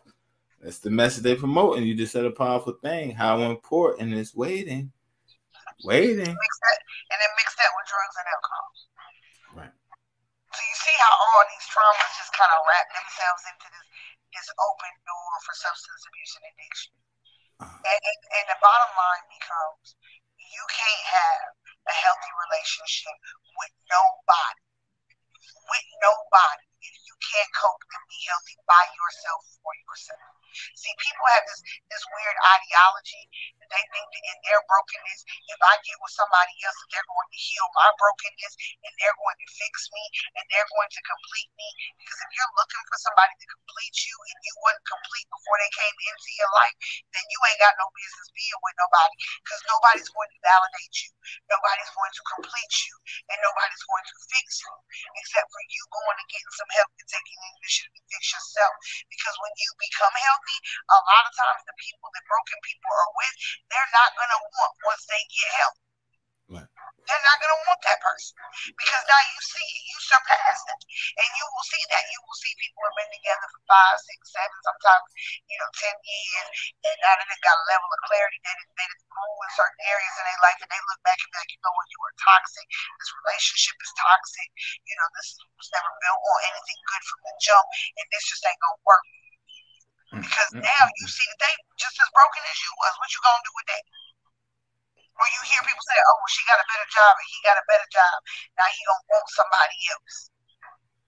You see what I'm saying? So when you bring your trauma, your insecurities, your negative thoughts and behaviors into a relationship is never going to produce the fruit that you want it to produce. That's a fact. Hey, baby, I'm using your cup. And that's the thing right there. So we're talking about coping, effective ways of coping, and healthy relationships. So let's talk about the healthy relationships. So one of the things that I started doing when I was a kid, I just want to kind of point this out, is I've been writing most of my life. I've been writing poetry since I was about 12 years old, and I have every journal that I've ever written in. I've managed to keep up with those. That is how I process things. I love to write, and then I'll go back and I'll read it at a later date and time to see where I was at, to see what I felt, to remember and recall that experience, and really kind of work myself through that. I've kind of learned how to, being in mental health, I've learned how to work a process for myself and to not be biased with myself. Like I have to be real with myself before anybody else can be real with me. And that's even the thing with therapy. Like you're not ready to go to therapy if you're not willing to admit that you got some issues and you got some things that are wrong with you. You got to be real with yourself and see yourself for who you are. And then, you are on your road to recovery. But if you don't think that you got no issues and you think that you're doing everything right and you got it figured out, then there is no need for help. Same reason why people say they don't need God. Well, I got all my stuff and all my ducks in a row and I don't need. Okay, well then you're never going to see the need for self-improvement. You're never going to get any better. You are going to stay stagnant where you are. And you're going to continue to kind of slowly destroy yourself because you don't see no need for nothing better. So first of all, I always tell people who come to me for help, journaling really helped me. But I also turn my journaling into poetry. That's how I express myself. That's how I write. That is my innermost thoughts. That is for me. And if I choose to share that with the world, then I will do so. But that works for me. I think people who have to learn how to process. First of all, you have to learn how to process, and you need to find a way that works for you. So I've always challenged everybody that I've ever worked with to try to journal. Right. To see if that helps them. For some people that it has. But when we talk about relationships, see, people who are healthy, they'll run from a broken person in a heartbeat. Right.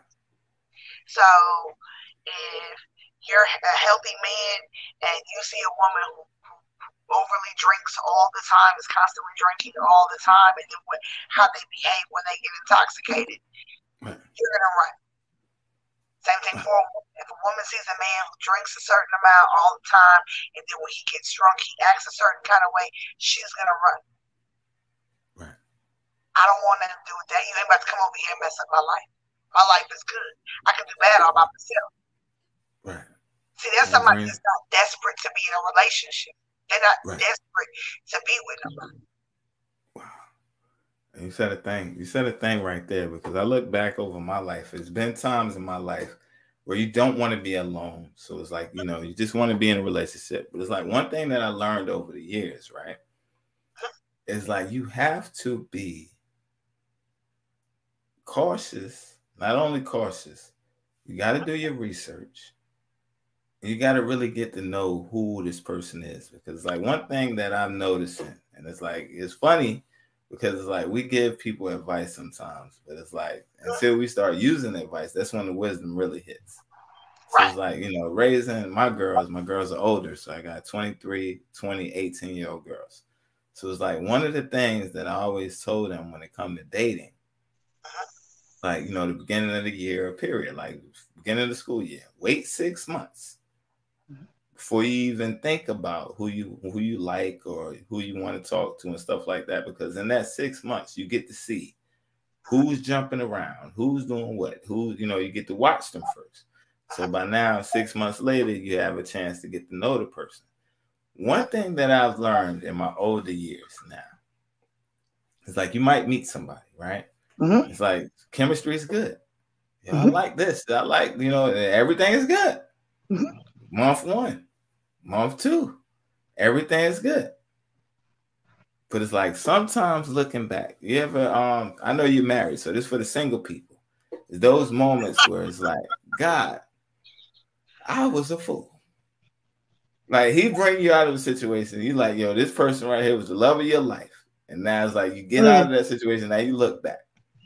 And you say, God, I was on the road to woo, woo, woo. Like, yo, I had to be a damn fool to sign up for this. Or it's like, that attraction is like, it's physical at first, but then it's like it goes away and you see them for who they really are. So it's like you're not as attractive as I thought you were. So it's like with me, I think that again goes to dating backwards. People date backwards. People don't date like they're supposed to.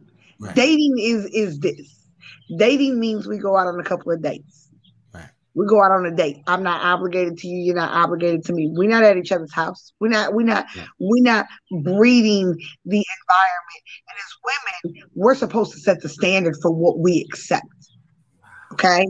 And a lot of women don't have a, and I'm not saying all women, but a lot of women don't have their ish together when it comes to understanding what they want and who they are and what their quality is.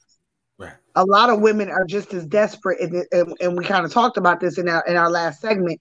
Men have the upper hand right now because the number of women to men, a man has 9 options. So women are lowering their standards to find somebody. My thing is, I know people don't want to hear this, but Paul in the Bible was single, and I know you know the Bible. I know you were an ordained minister. Right. Paul was single. He never got married. His life was complete. His life was complete. Right. You get what I'm saying? Right. We have this weird ideology that the way society tries to preach to us is that we need someone to make our lives complete. If you are whole and you got God, then all is going to be well. But the minute that you decide that you ain't got no standard or no expectation about how you know what I'm saying? It's a problem because I couldn't be in this generation of how they do things. Dating is just that. Stop dating backwards. Go out on some dates. The reason I say go out on some dates is because different environments open up different nostalgic topics for people to talk about. You get to see each other in different lights. You might go out all night. You might go out during the daytime. You might do a coffee shop date. You might go to the bookstore. You might meet at the library. You might go to the park. You might want to do a botanical gardens walkthrough. You may want to go on a hike. You may meet up at the beach. Whatever. But you're getting out, you're dating, you're getting to know each other. That whole Netflix and chill type thing, I'm not knocking nobody that does it, but you're never going to produce the fruit you want to see in that relationship because you ain't doing nothing but laying up, somewhat talking about stuff, and he getting everything he want out of you for free and ain't had to do no work for it. Yeah, you said a thing right there. So let me ask you, right? Because I notice a lot of times now, right? The new trend, and it's always been that way for a while, chill and kick it or whatever. We chilling and land. Where it's like, like you said, dating backwards, people out here, they with somebody. This is the one that's 3 days showing up. 2 bottles in the wind. They got 2 bottles for the party, right? This is what they're doing. So they're bringing it. So now you looking at it like they like the party. I like to have a party. This is a good time. Right. But you never establish a foundation. So like all those foundational years or y'all building together. Right. It's always under the substance. So now, they may be bringing the drinks. Well, I got a little smoke. Okay. Well, all right. Well, I don't do it often, but tonight is your birthday. We'll pop a Molly. All this stuff. Now, this is how your relationship was built. You never really got to know that person. What's some of the dangers in that? There's a lot of dangers in that. There's a lot of dangers because I'm going to tell you why. Because people feel stuck after a certain point apart.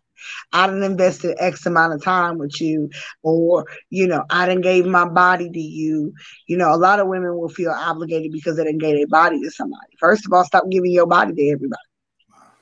First of all, like that shouldn't, like it.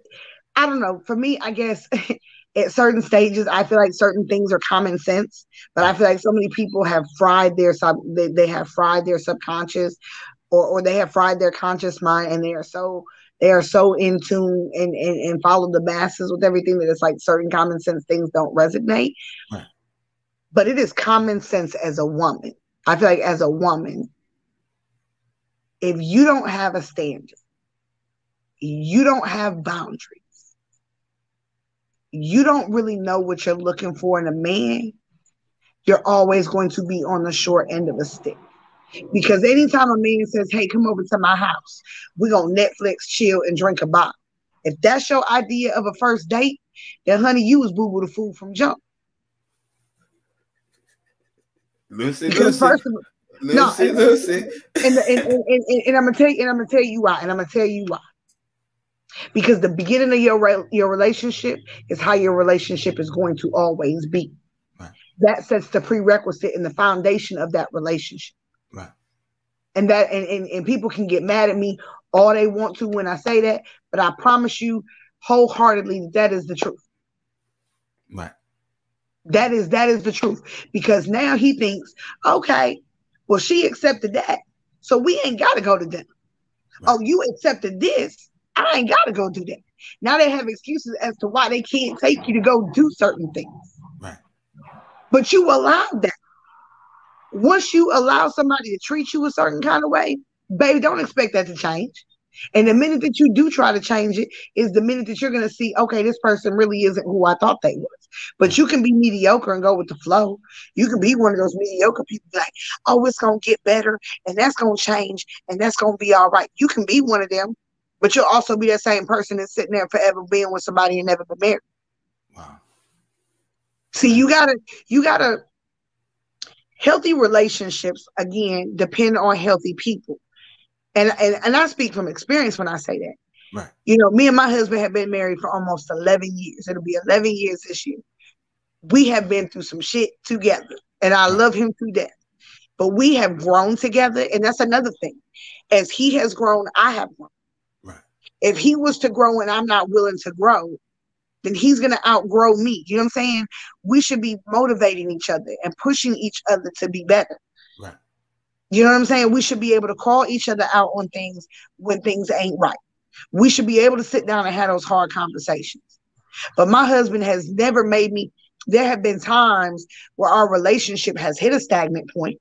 Right. Because when we first got together, we was dating all the time. We was going on trips. We was living our best life, you know, and things was moving great. And then we hit a period where when we got out of the military and we got married and we both became full-time college students, right, we tried to still live our best life. But then we ended up paying a little bit for that. You know what I'm saying? And then we had to have that conversation. And then things started to slow down for us as far as, you know, we're really getting out. We're trying to really do this and we're trying to do that. But you got to have a conversation about that, because here's the thing. You hear people say, I got married to date you. You dated somebody. You did it right. You dated. You learned each other. Now you're willing to take the next step. This is another thing that I can't stand. We don't do labels, or we ain't gonna. First of all, you too damn grown to not be putting labels on shit. Let's throw that out there too. I'm tired of my generation of people talking about they don't do no labels. Right. Labels is another way to get what you want out of the relationship without having to give anything back to the relationship. Wow. You just said a thing. That's powerful right there. Labels is getting what you want out of a thing without giving it to work. So I just feel like people who allow these kind of things, they're not healthy. And they're with people that are not healthy. And if you see somebody who's got substance abuse issues and you want to be there for the ride on that, then you're not healthy. Right. See, when we start calling each other out and we start walking away from foolery and we stop making those but we all have a journey. So hear me out. We all have a journey. We all have to go through something. But once you have went through something, now you have clarity and wisdom of how to address that situation if that situation ever arises again. If Right. you're not constantly evolving and learning from the things that you've been through to process certain things, then you're never going to grow. You're always going to be stagnant. Right. I don't want to be around stagnant people. I have that issue even with friendships in my life. If that's not growing and progressing, how do if I'm always a benefit to you, but you're not a benefit to me? How do we have how is that a give and take relationship? Right. So we have to learn to check ourselves, be honest with ourselves, and learn that you born in this world by yourself. You're gonna die in this world by yourself, and you need to learn how to deal with yourself before you invite other people to come into your BS. And then other people need to get smart and stop allowing themselves to be dragged into other people's BS.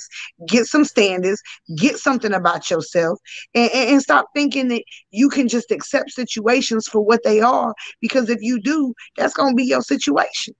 Right. Okay. And that's real right there. So let me ask you, okay, what about the person that feels like they can change them? I can save them. I can fix them. Male or female? Can I smoke on camera for this one? I mean, if that'll mess your nerves up. Go ahead. Yeah, you fine. Okay. Listen, I'm gonna tell you about this. I'm gonna say this. If you think that you got the tools that are required to save somebody and to do so unbiasedly, then you don't. Then you don't. Because it is very hard to be in a relationship with someone or to even a friend, to be a friend to someone, to any kind of relationship that is close and personal to you, right?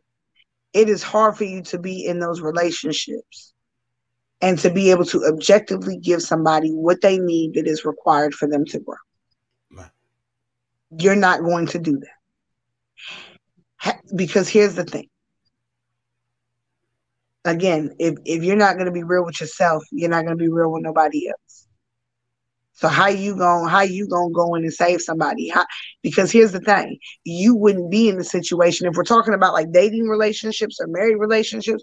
Right. You wouldn't have been in that relationship knowing it was unhealthy if you was healthy in the first place. So how you gonna save somebody when you yourself is broke? You don't even have a clue how to fix yourself.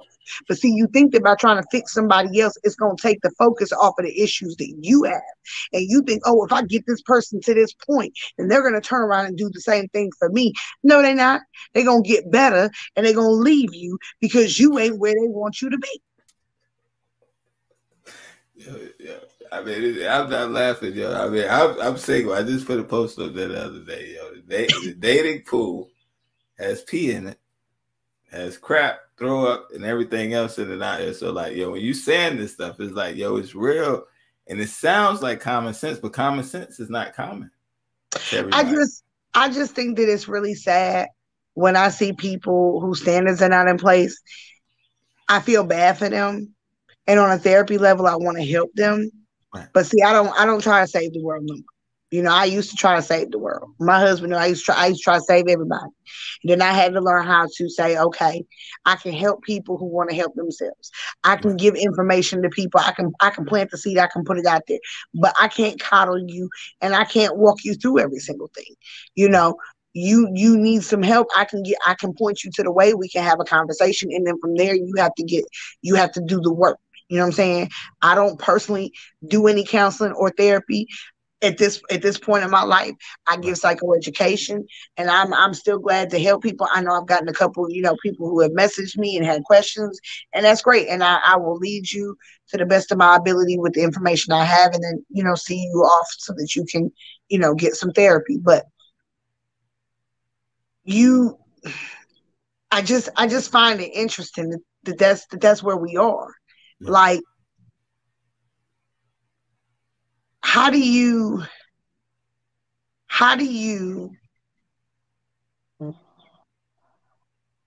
I'm trying to think of the way that I want to say this. Like,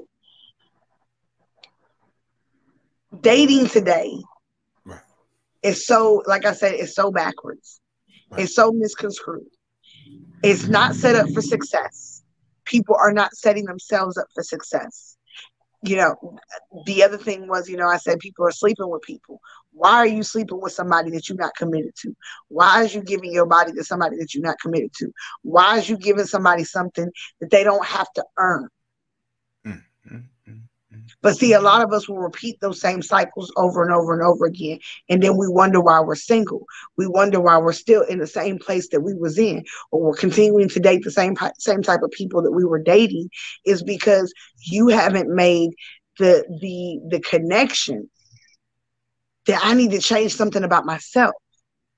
Because you're still attracting the same thing because you haven't changed anything. You just changed one partner out for another. You dating the same type of people. It's just they just have a different appearance. Wow. But they got the same issues. Same issues. But a lot of times the broken people do feel like that they can heal somebody else that's broken, that it's going to fix them in some kind of way. It's like build somebody. Ooh, I can mold you and make you what I want to be. A lot of times their traumas and the things that they have going on, you don't have the equipment or the tools to be able to see them through that. Right. Now you can be with somebody who's on the road to their recovery. They on the way. Say, look, you know what, we dating, but I'm gonna let you know I'm in therapy. I'm working on some stuff in my life. You know what I'm saying? This is really important to me. This is where I am. This is important to me. That person who's trying to get healthy is gonna be scouting out to see who's unhealthy. Right. But see, people will still take advantage to get what they can get. They'll still justify what they can justify. Right. I tell people, you want to be married, but you can't even date right. Baby, you're not ready for this life.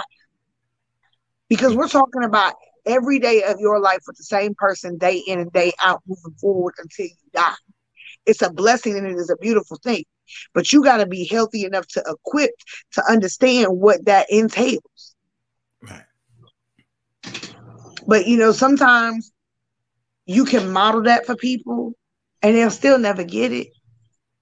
That's a fact right there. And it's like, even with the mainstream right now, it's a message that they're promoting. Get me a Birkin bag. I want my red bottoms. I'm trying to get flew out. So it's like, okay, if you want to date me, you want to date me with a potential shot that I might even shout you out, let alone date you or be with you. I'm going to need a Birkin bag. You better be making 6 figures. Better be able to get my hair done, my nails done, and my hair. Well, I'm not even looking at you. Don't ask me what I do, because what I do is for me. What are you bringing to the battle? So for the men, right? For the men, this is what they're dealing with. You got these people promoting this message out here, like, yo, if you can't compete. So now he's saying, okay, he brought you 1 Birkin bag. I'm gonna buy you 2. The next guy says he brought you 2. I'm gonna buy you 3. And I'm looking like, y'all a bunch of damn fools. What's going on with the message? How is that unhealthy for the women with that mindset? And how unhealthy is that for the men that buy into that? So first of all, I want to say that the Bible does say that the man provides and he protects. Right. But also, if you read Proverbs 31 about a virtuous woman is still about her own business. Right. She still has her own business. Okay. So let's go ahead and understand that now. Right. If you are in a relationship or you think that material things is going to make that better for you, then you already messed up in the game. You know what I'm saying? Because that material stuff, you ain't doing that but for nobody else. That's for other people to see, because you want people to see that you got status. It ain't about your status. It's about generational wealth that you should be trying to accumulate for your families. Right. To leave down the legacy. Right. Half these people, these are the same type of people that I like to say drive a Benz but living in an apartment. These are the same type of people, you know what I'm saying? They got Jordans on their feet, but their refrigerators are empty. These are the same people that can't get their kids braces when they need them or take them to the doctor when they need to go. You know what I'm saying? You're doing too much. You're trying to show the world that you can handle or that you can do certain things. Really, you can't. Right. And that there are women out here who demand these things. What is it about materialism that makes you feel complete? Right. And that should be a question that a man should be asking that woman. He should be running for the hills. Didn't Joseph run in the Bible? Didn't Joseph was out of there. He was out of there. And the Bible doesn't specifically talk about dating. You know what I'm saying? But it gives you instances and cases about relationships where you can see certain things that just wasn't right. It was just like Solomon. Solomon tried to tell his son. He tried to tell his son, I've had more booty than, you know what I'm saying, you could ever dream of. Right. But look at all the problems and the chaos that I had that came with that. Right. That's why I tell people they should really read the book, because the book got some stuff in it is good for you all the way around. Right. But I think that the problem is that, you know, talking in our last conversation, we were talking about, you know, women needing to get their stuff together. Right. You know, there are men out there that equally need to get their stuff together. Right. You know. Right. But we're perpetuating that cycle. And whatever man is buying the materialism, see, what women don't fail to realize is he sees you. Let's go ahead and get that out there, number one down. He gonna buy you a couple things because he know what you gonna do. You gonna give him what he want. He gonna buy you a couple of things. Right. But he ain't never gotta commit to you. Right. He ain't gotta commit to you. So if you're comfortable, oh, he got my hair done. Oh, he got my nails done. He bought me a little bag. I'm so excited. He bought me a little bag. He ain't put no ring on that thing. He ain't giving you. He ain't taking out no life insurance policy for you to have if something happened to him.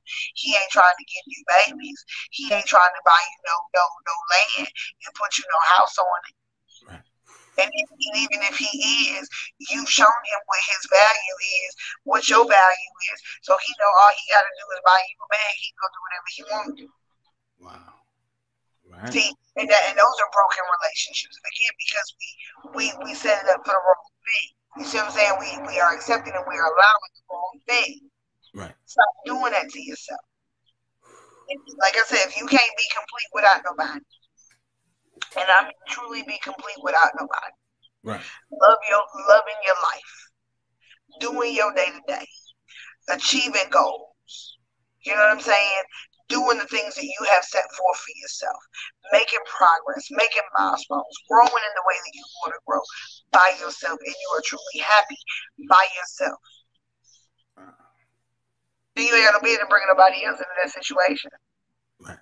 But then if somebody comes into your situation and they know your situation is jacked up, but they choose to be in your situation, and you know they're just as broken as you is, because you know when you're broken, you know when you messed up, you know when you're not healthy, you know it. Wow, that's the thing right there. So let's talk about recognizing signs of unhealthy relationships, whether dating, sometimes with your friends, sometimes in family. Let's talk about some different ways that may affect people with unhealthy relationships. Hold on, before you start, we got a comment real quick. Hold on. Okay.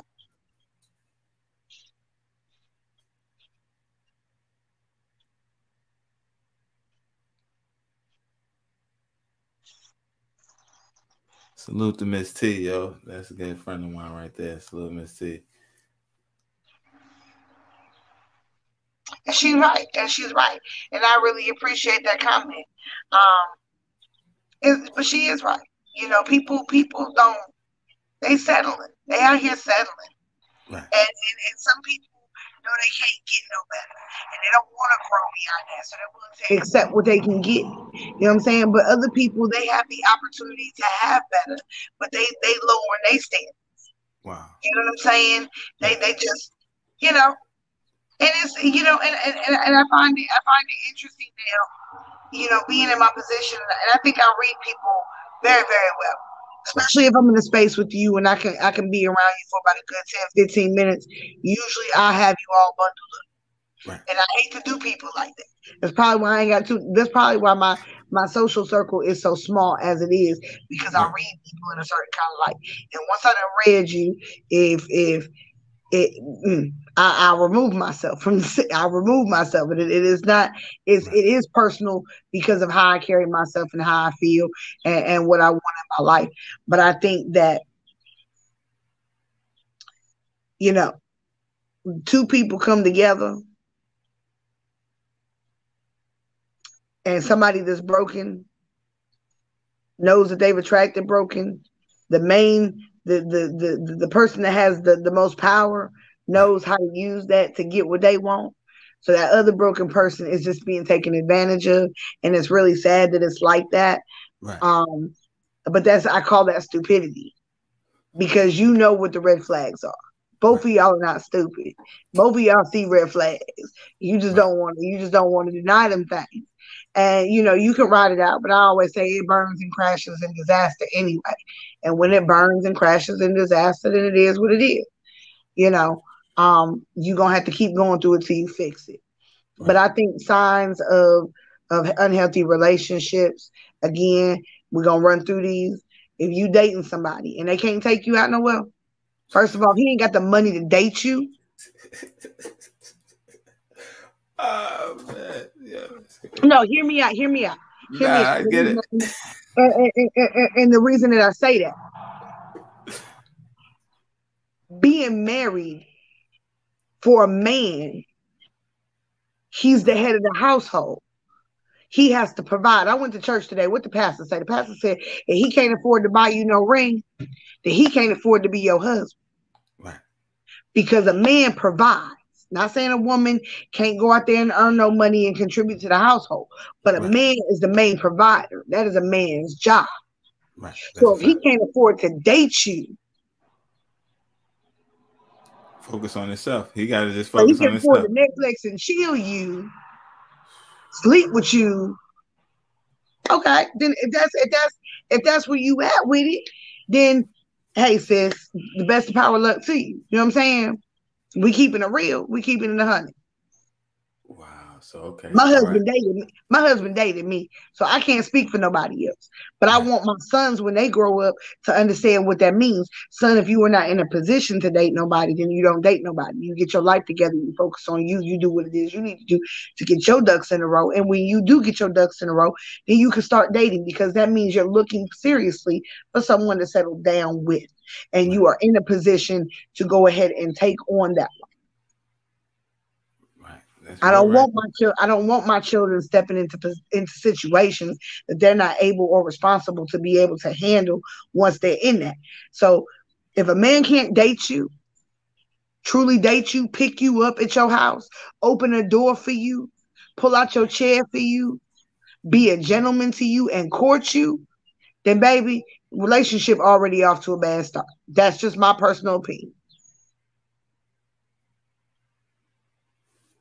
See? And I salute that. I salute that. She knows what she's talking about. Right. She knows That's what she's talking about. that's a fact right there. Yeah. It's a fact. That's a fact. Congratulations on the 17. You 3 years away from 20, baby. I can't wait to look. I can't wait till I've been married for about 20 years. I can't wait to see how much my relationship has evolved and who we become at that time, and you know, just how much more the bond will grow. So I'm excited for that. But I think that is the biggest thing in learning to date. Right.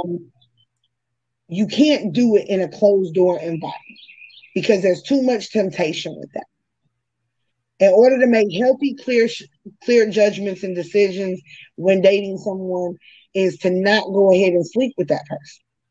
Wow. Because once you cross that sex threshold, it's going to cloud and taint your judgment for you to make healthy decisions about the next move in your relationship. Right.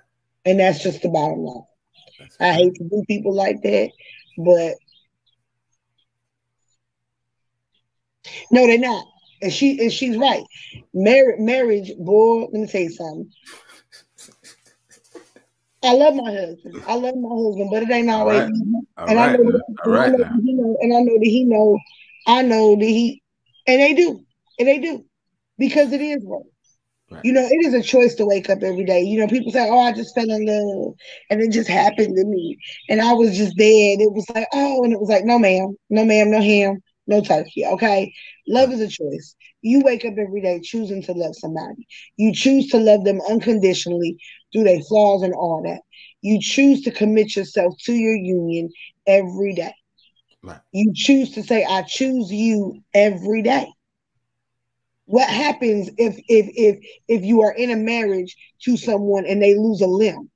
Now they in a wheelchair, they lose an arm, or they have a stroke, or they have a heart attack, or physically something happens to them.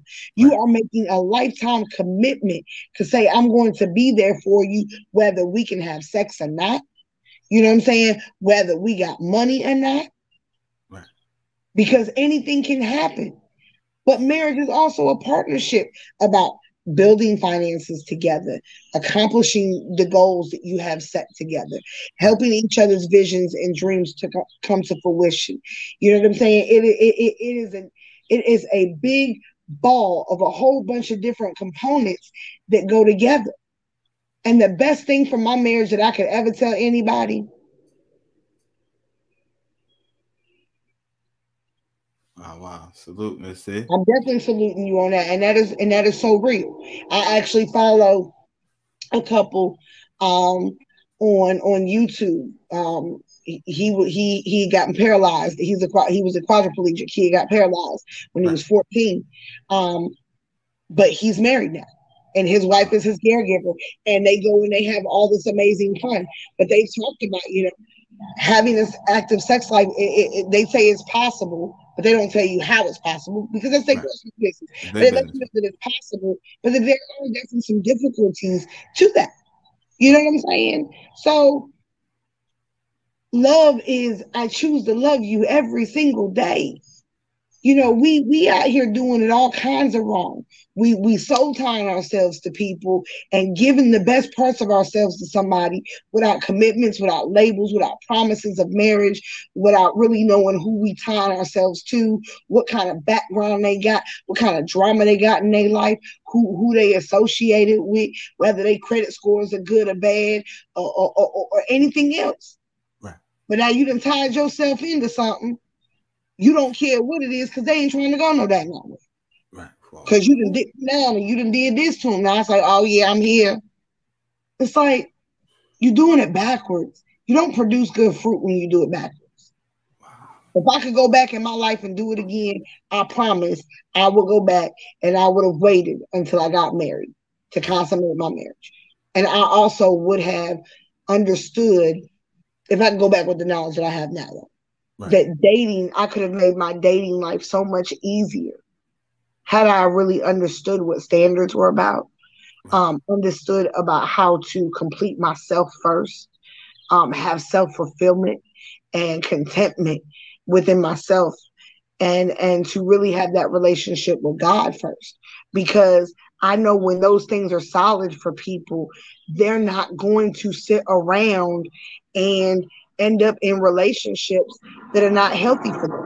There are Right. women that are 50 years old, 40 years old, that ain't never been married, and still to this day will not get married because they choose not to settle for someone just because they ain't got no one. Hey, if you ain't got it together and you not for me, then I'm not even gonna waste my time with you. These are the Right. women that will cut you off in a heartbeat. Oh, he did that. I'm not dealing with that. Boom, bye, Right. out of the picture. And if you Right. don't grow from those certain situations as to why somebody's cutting you off and why they're not talking to you no more, then you're not allowing yourself to grow. And then when Right. it comes to relationships with our children, parents,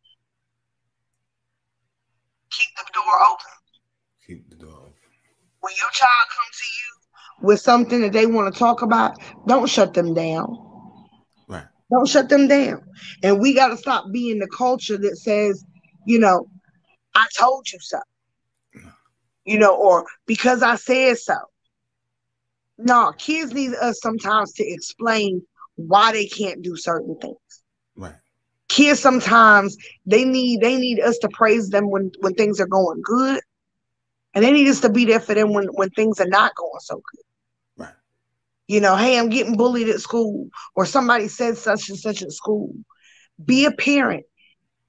Be there for them. Stop putting Right. them in front of the TV, letting them play video games all day, be on their phone all day. Get involved. Wow. When you don't have that, you're not having a healthy relationship with your children. And if they Wow. can't come to you and feel secure about coming and having a conversation with you, that relationship between them, they don't feel safe enough. Open communication is about safety. Right. I need to feel secure and safe to be able to come and tell you something. And I need you not to flip out. So we as parents, we got to dial in, Right. and know how to rein our emotions so that Right. we can have those conversations with our children that we need to have.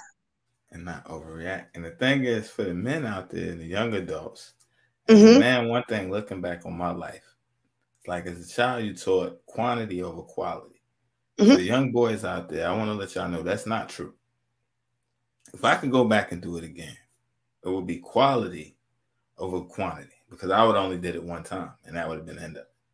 I would have found I would have found my dream car and got the hell off the lot, if that makes sense.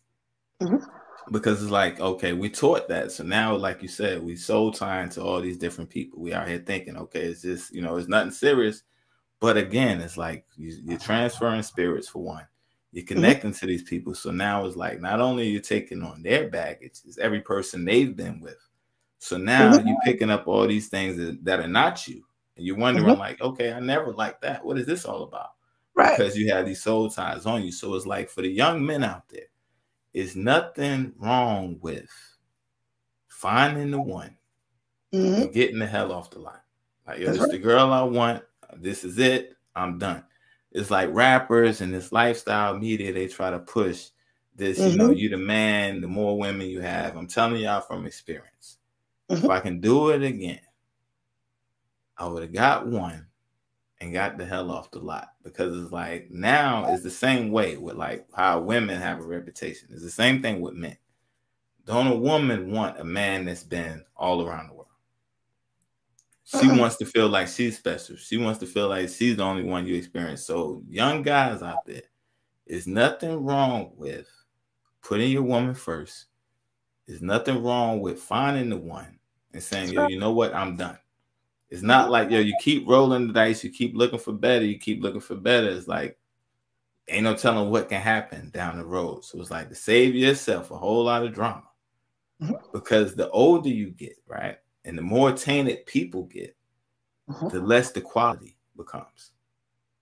If that makes sense. It's like, like the more insecurities come now, the more trust Mm-hmm. issues come now, the more anger comes in, the resentment from past relationships. So you're dealing with all this stuff, whether you're coming in with it That's or right. whether your partner's coming in with it.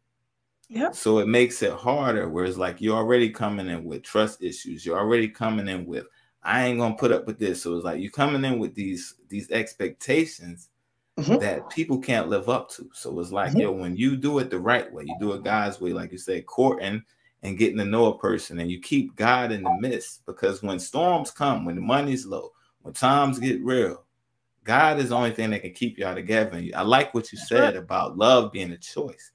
And Mm-hmm. that goes even beyond our friendships, and that goes beyond our relationships. That's even down to our kids, Yep. right, wrong, and different. That's We right. still have to love them. I might not agree with what you're going through. I might not agree with the decision you made, but it's important for them to know that we love them That's and we right. got their back. Because it's like, if not, if it's like, I can't go to my parent, now we start going to other people for counsel that might not be the best counsel at that time when you're trying to process them. And I think that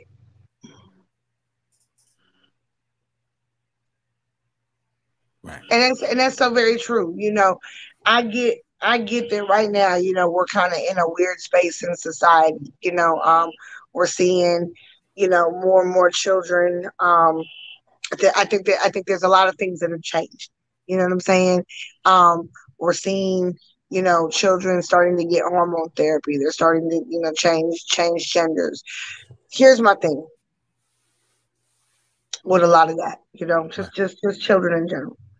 Because teens have the highest rate of substance abuse and traumas. I'm a firm person that I believe that if your child has ever been sexually assaulted, they need some therapy immediately. Because a lot of times, gender and sexual preference can weigh on, can outcome because of a sexual assault. So before we start accepting and doing certain things, we need to make sure that our children are healthy. At that point, if that's a decision and a choice that they want to make, then you as a parent, based on your beliefs in certain things, here's the thing. If you're spiritual and you don't agree with that, you got to learn to separate the sin from the love. You still got to love somebody even if you don't agree with them. And you still got to open your door for them. And you got to know how to separate that. And if you as a parent don't know how to do that, then you also need to get some help and some guidance from a Christian counselor to be able to kind of walk you through how to do these things so that you can have a relationship. I think a lot of that is misconstrued in the media. I think, it's, Christians hate this and we don't tolerate that. And it's like, I think there's a difference between tolerance and hate. I don't have to agree with something. Doesn't mean that I dislike the person.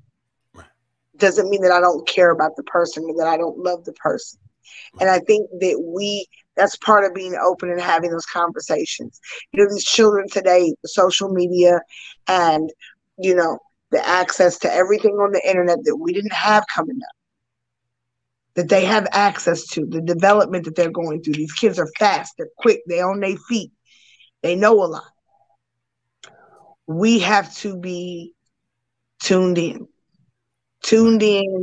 be aware of who they hanging out with, who they talking to. Be careful about age appropriateness for social media. Your child should not be under a certain age and on social media. My youngest is almost 14 and don't have social media. Wow. Why should you be on Instagram and Facebook at a certain age? You shouldn't be exposed to that because cognitively it doesn't do you any good. See, we're dealing with substance abuse because of different traumas. People go into relationships unhealthy because of traumas. Now they got substance abuse and poor ideology and negative thinking about how they should be dating, how they should be communicating with people, how they should be loving people. But I'm going to tell you what, if you got trauma, then a lot of times you got a substance abuse issue attached to that. And a lot of times if you are out here substance abusing, or you got to be the life of the party, or you always drinking, or this is always going on, the likelihood you got a trauma. If a man can't understand what it is to be a man and how to date you and how to treat you and how to court you, then he didn't have some kind of trauma somewhere in a relationship. See, that's another reason why we say have standards in dating. Because if your standards was there in dating, after the first date that didn't go right, you wouldn't date that person anymore. You wouldn't end up in a relationship that would have had you occur some trauma from that relationship. Now that trauma's rolled over and now affected how you're going to date in the future.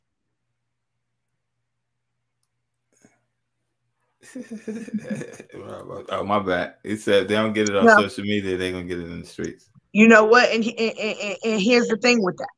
When it comes to my children, because I'm very open with them, I mean, me and my kids have conversations.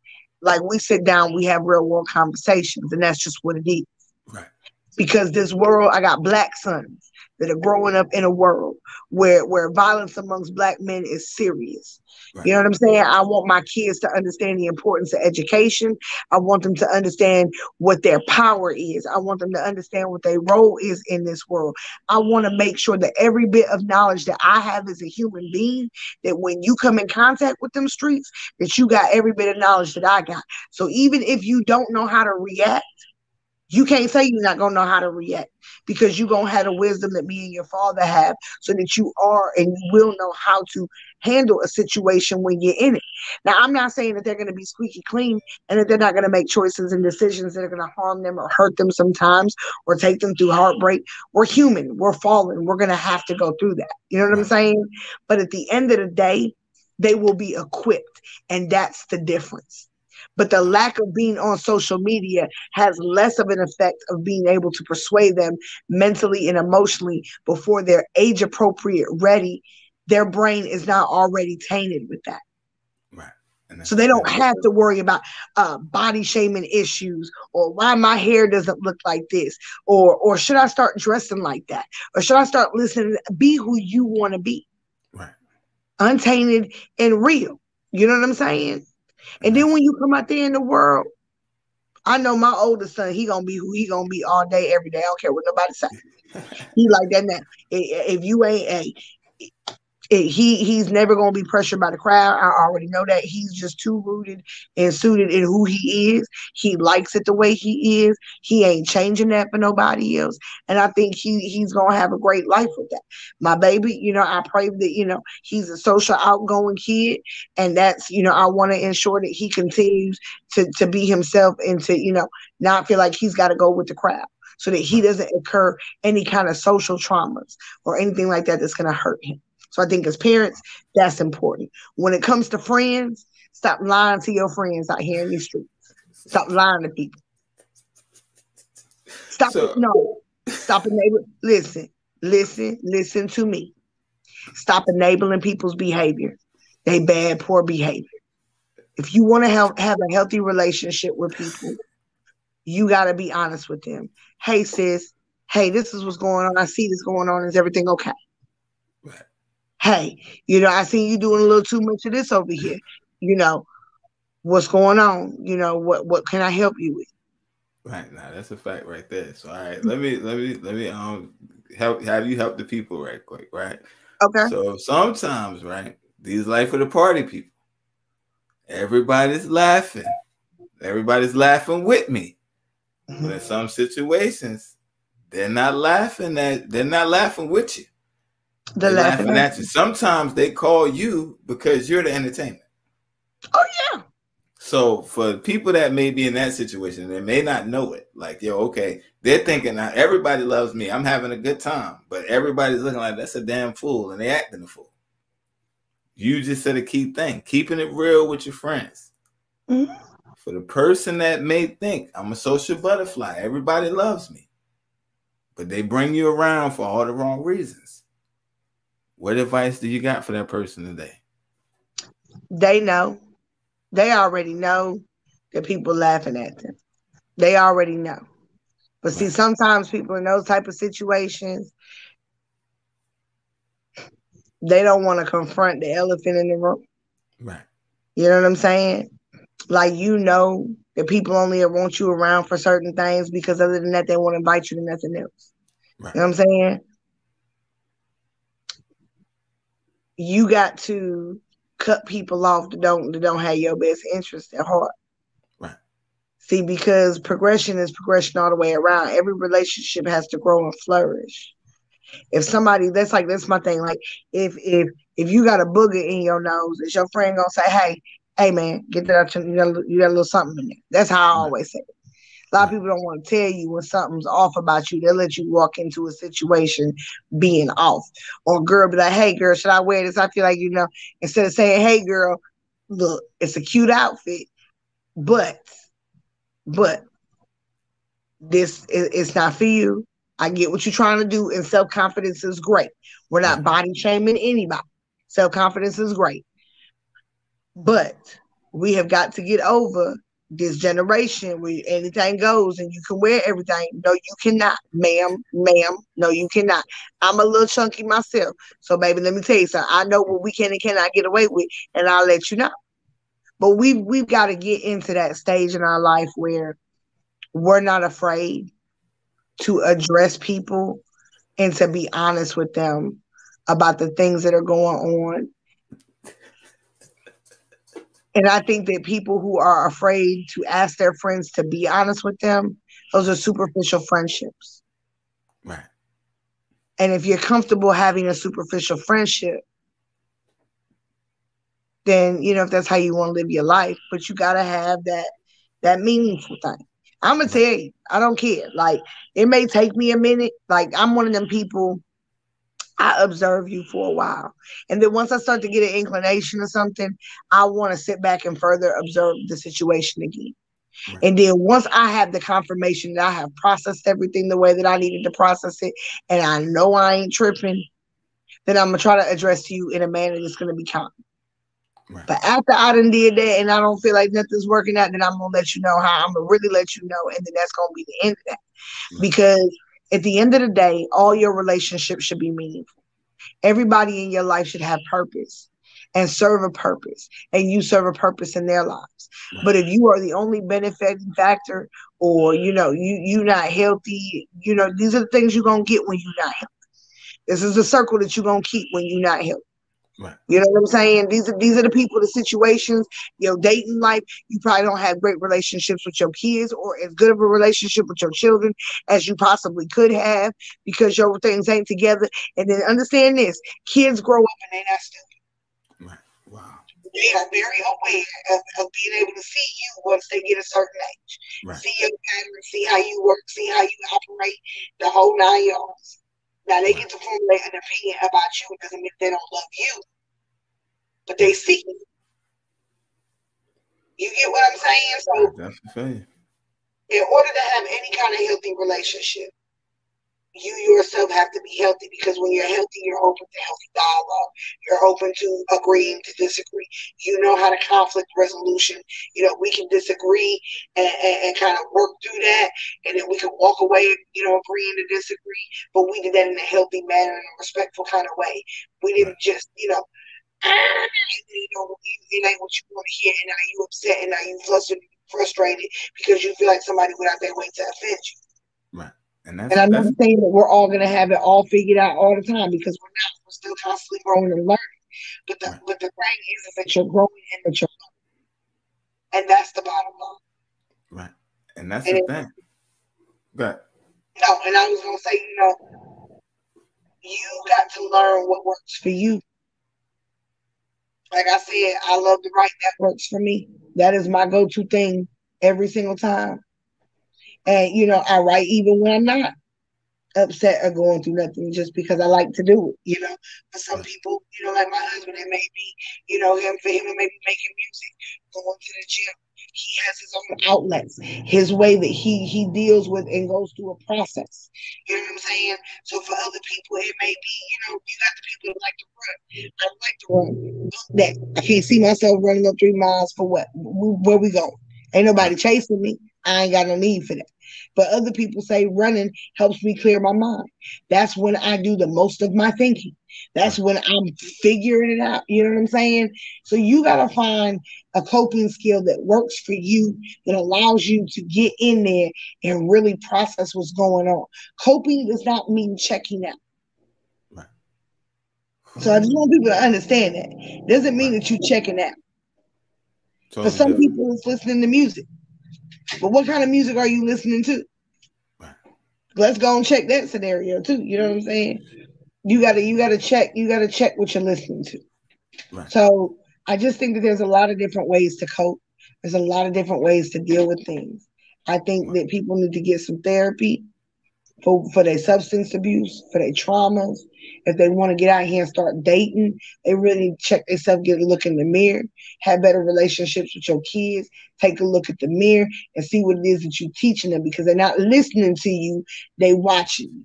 And if they watching you and listening to you adds up, then it'll go. But if what you saying ain't what you mirroring, you can go and kiss that goodbye, because they see you. Right. And they smarter than you think. And that's when they grow up with that. You're a hypocrite. They start looking at people, family members, church members, like, you saying this, you got that image in front of people. But I see the real deal. And the thing is that I think a lot of times people, they get the confusion of everybody wants to say somebody's hating. Sometimes it's like, is the agenda or the motive behind it? They may be giving you constructive criticism, or they may be telling you something that's a hard truth about you, but it's like we're so quick to just write it off as you're a hater, or you ain't for me. But it's like we cling to, this is unhealthy. We cling to the people that tell us what we want to hear. We comfortable around the people that's celebrating our destruction. We run into a destruction and they cheering you on the whole way. But it's like the person that's saying, yo, you know, I see more out of you, or they're checking you about certain things. It's like you're a hater. You don't want to be around them. But the thing I've learned is wisdom. Yeah. It's like without correction, you can't grow. And it's like, and we have to be honest with ourselves. Like you said, taking them hard looks in the mirror and really looking past the facade, looking past all the what we want people to see, and really get deep down in there, really go deep to the root of things. And it's like, you know what? And you start making little tweaks. You start not only feeling better about yourself, you start to see things differently. And now you begin to grow and you begin to evolve and you begin to start living a healthy life. And now you can spot healthy relationships versus unhealthy relationships, because it's like, if you don't have confidence in yourself, if you're dealing with low esteem, anybody accepting you, you feel like that's something. And see, when you healthy, let me say something.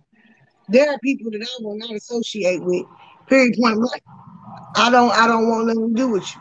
I don't want to be around you. I don't want to be in your space. I don't want to share your air. It's not that I hate you or I wish you ill will. It's I don't fool with you. I have been around unhealthy people that I promise you will never share the same space. Right. Until you get yourself together, I refuse to be around that kind of ignorance or to tolerate that kind of behavior. I'm too grown for that. Right. See, and see, that's the thing about becoming healthy. I've been through my own thing in my life. Right. You know what I'm saying? I'm not saying my story is no worse or no better than nobody else.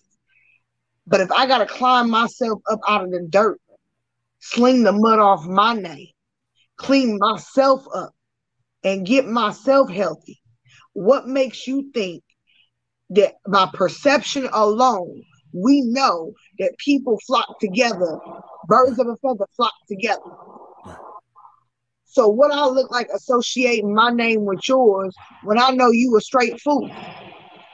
Nothing about you says wise. Nothing about you shows no wisdom. Nothing about you shows no growth. And see, we gotta stop. I think when we start doing those kind of things on a bigger scale, and I tell people why I don't fool with them. I ain't got no problem with that. I don't have, because guess what? Here's the thing. Legit people can't address or fix something if you don't let them know sometimes. Right. That's right. That's what I'm saying. If I gotta sling myself up out of the mud, you know what I'm saying? If I done lived a life of trauma, and then I'm traumatizing other people, you know what I'm saying? I'm ripping and running the streets, you know what I'm saying? I'm doing things that I ain't got no business doing, you know what I'm saying? I gotta clean myself up. If I gotta get healthy and go to school and do all these things and build a brand for myself, my name, my reputation means everything to me, because this is what I do for a living. Right. So if I'm around you and I know that you unhealthy and I address it, I'm gonna address it with you. Because I've had people say, oh, well, why you don't want to hang out with me? Or why so-and-so don't like me? Or what? I ain't got no problem telling you. Right. You ain't gonna make or break my day. Right. You know what I'm saying? But me telling you gives you understanding and clarity to let you know, okay, there really is something wrong with me. How many other people have I hung around, see this behavior in me, and ain't telling me nothing? We can't grow if we ain't willing to police each other up. Right. You know, and it's just like even with dating. You dating somebody, the date don't go right. It ain't your, yo, you know what I'm saying? You ain't got to see him again, but it's okay to say, you know what? I like you. I think you're attractive, you know. But unfortunately, we just want two different things in life right now. I'm over here looking for this. You're clearly looking for this. It's just not gonna work out. I can't force you to be here, and you can't force me to be here. But I hope that you find what it is that you're looking for. Right. And that's we gotta stop trying to force and mesh and make people fit the blocks that we want them to fit. Because when we do that, that trauma behind them, it comes out. And however long it takes to come out, it's going to come. And when it comes, it's like a slap in the face. Because they wearing a mask for you. Right. But it's all going to crumble. Because it's a facade, right? It's a facade. You can only keep up a facade for so long. You can only keep up a lie for so long. Right. And that's why, you know, when people are unhealthy and people got issues, it's important that you be straight up with them and you be honest with them and you correct it. I worked with some people who had substance abuse issues. How can I help you? What kind of treatment do you want to receive? You know what I'm saying? Long term, short term. What's going to be the best for you? Based on these things, you may need this. But you got to have the right motives to want to get clean. You got to have the right motives to want to work through your trauma because it's got to be about you. Right. We got a comment. But people right quick. Hold on one second. Mm-hmm. We got a comment right quick. Yeah. Wow. Did you see No, it? you can't. My bad. Did you see it? Oh, you ready to go? Okay. Yeah. And empaths do have to be careful. Boy, because they will suck up, they will take on the emotion of other people. See, I used to kind of fall in that bracket. That was me when I want to save the world type thing. Now it's like, look, you want the help, I help you get what you need to get. Right. I'm going to keep it real with you. But I'm not going to force you, and I'm not going to coddle you, and I'm not going to hold your hand all the way down. Now, therapists, that's what they do. They have a client relationship that is very warm and embracing with their clients. They chose to do that work. That's a great thing. Wow. But we have got to get, but there has to be some kind of level of realness. And I think we so much don't want to offend people and we want to tolerate everything that this is where we have gotten to in the world. Right. And that's we just start accepting everything. Everybody's accepting everything. Right. I wouldn't be where I am if I accepted everything. Right. And that's like you said, back to having a standard, right? And that's the thing with this trauma, right? Mm-hmm. These series right here that we're doing, they're so important because, like, okay, we pick a topic, right? Mm-hmm. And it ties into so many different other things. So it's like, you know, once we go in, it's almost like we jump down a rabbit hole because it's not like a one size fits all type of thing. No. So it's like, all right, we're talking substance abuse and stuff like that. And how it trickles into relationships, how unhealthy coping, and even from the comments and stuff like that, this is stuff we all go through. Right. Having healthy friendships, having healthy relationships, and things like that, right? Mm-hmm. So, okay, we do this every 2 weeks, right? Mm-hmm. So for the people that's tuned in right now, we're going to be back 2 weeks from today, correct? Yes. All right. Do you know what the next topic is for the next one? We're actually going to be talking about narcissism. Narcissism next time. So, all right. Okay. So trauma, narcissism, sometimes, like we said, the person that's in narcissism, they're trying to overcompensate for insecurities and things like that. So it all ties in together. And like I'm really excited about the narcissism topic because I think there's so much that people really don't know about narcissism and how much, you know, I like to say that narcissism is kind of plaguing society right now. And I think it's just really going to be a great topic. So I hope that y'all tune in for the narcissism topic in 2 weeks.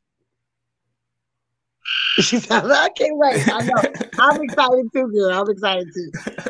So I'm really excited about that. And I want to say that I appreciate everybody that comes out, that supports, that shows support. I know that, you know, our shows are usually about 2:45, 3 hours. Right. You know, we're trying to give you as much information as we can. I know it's a lot of information. So I just want to say that we thank you and we, you know, just love that you rocking with us, you know what I'm saying, during this time. Wow. And that's the thing right there. It flows so fast, it doesn't seem like the time. Okay. But for today, we're talking about substance abuse, healthy coping skills, and healthy relationships. So if you had to wrap it all up in like a final word, what would you say to the people?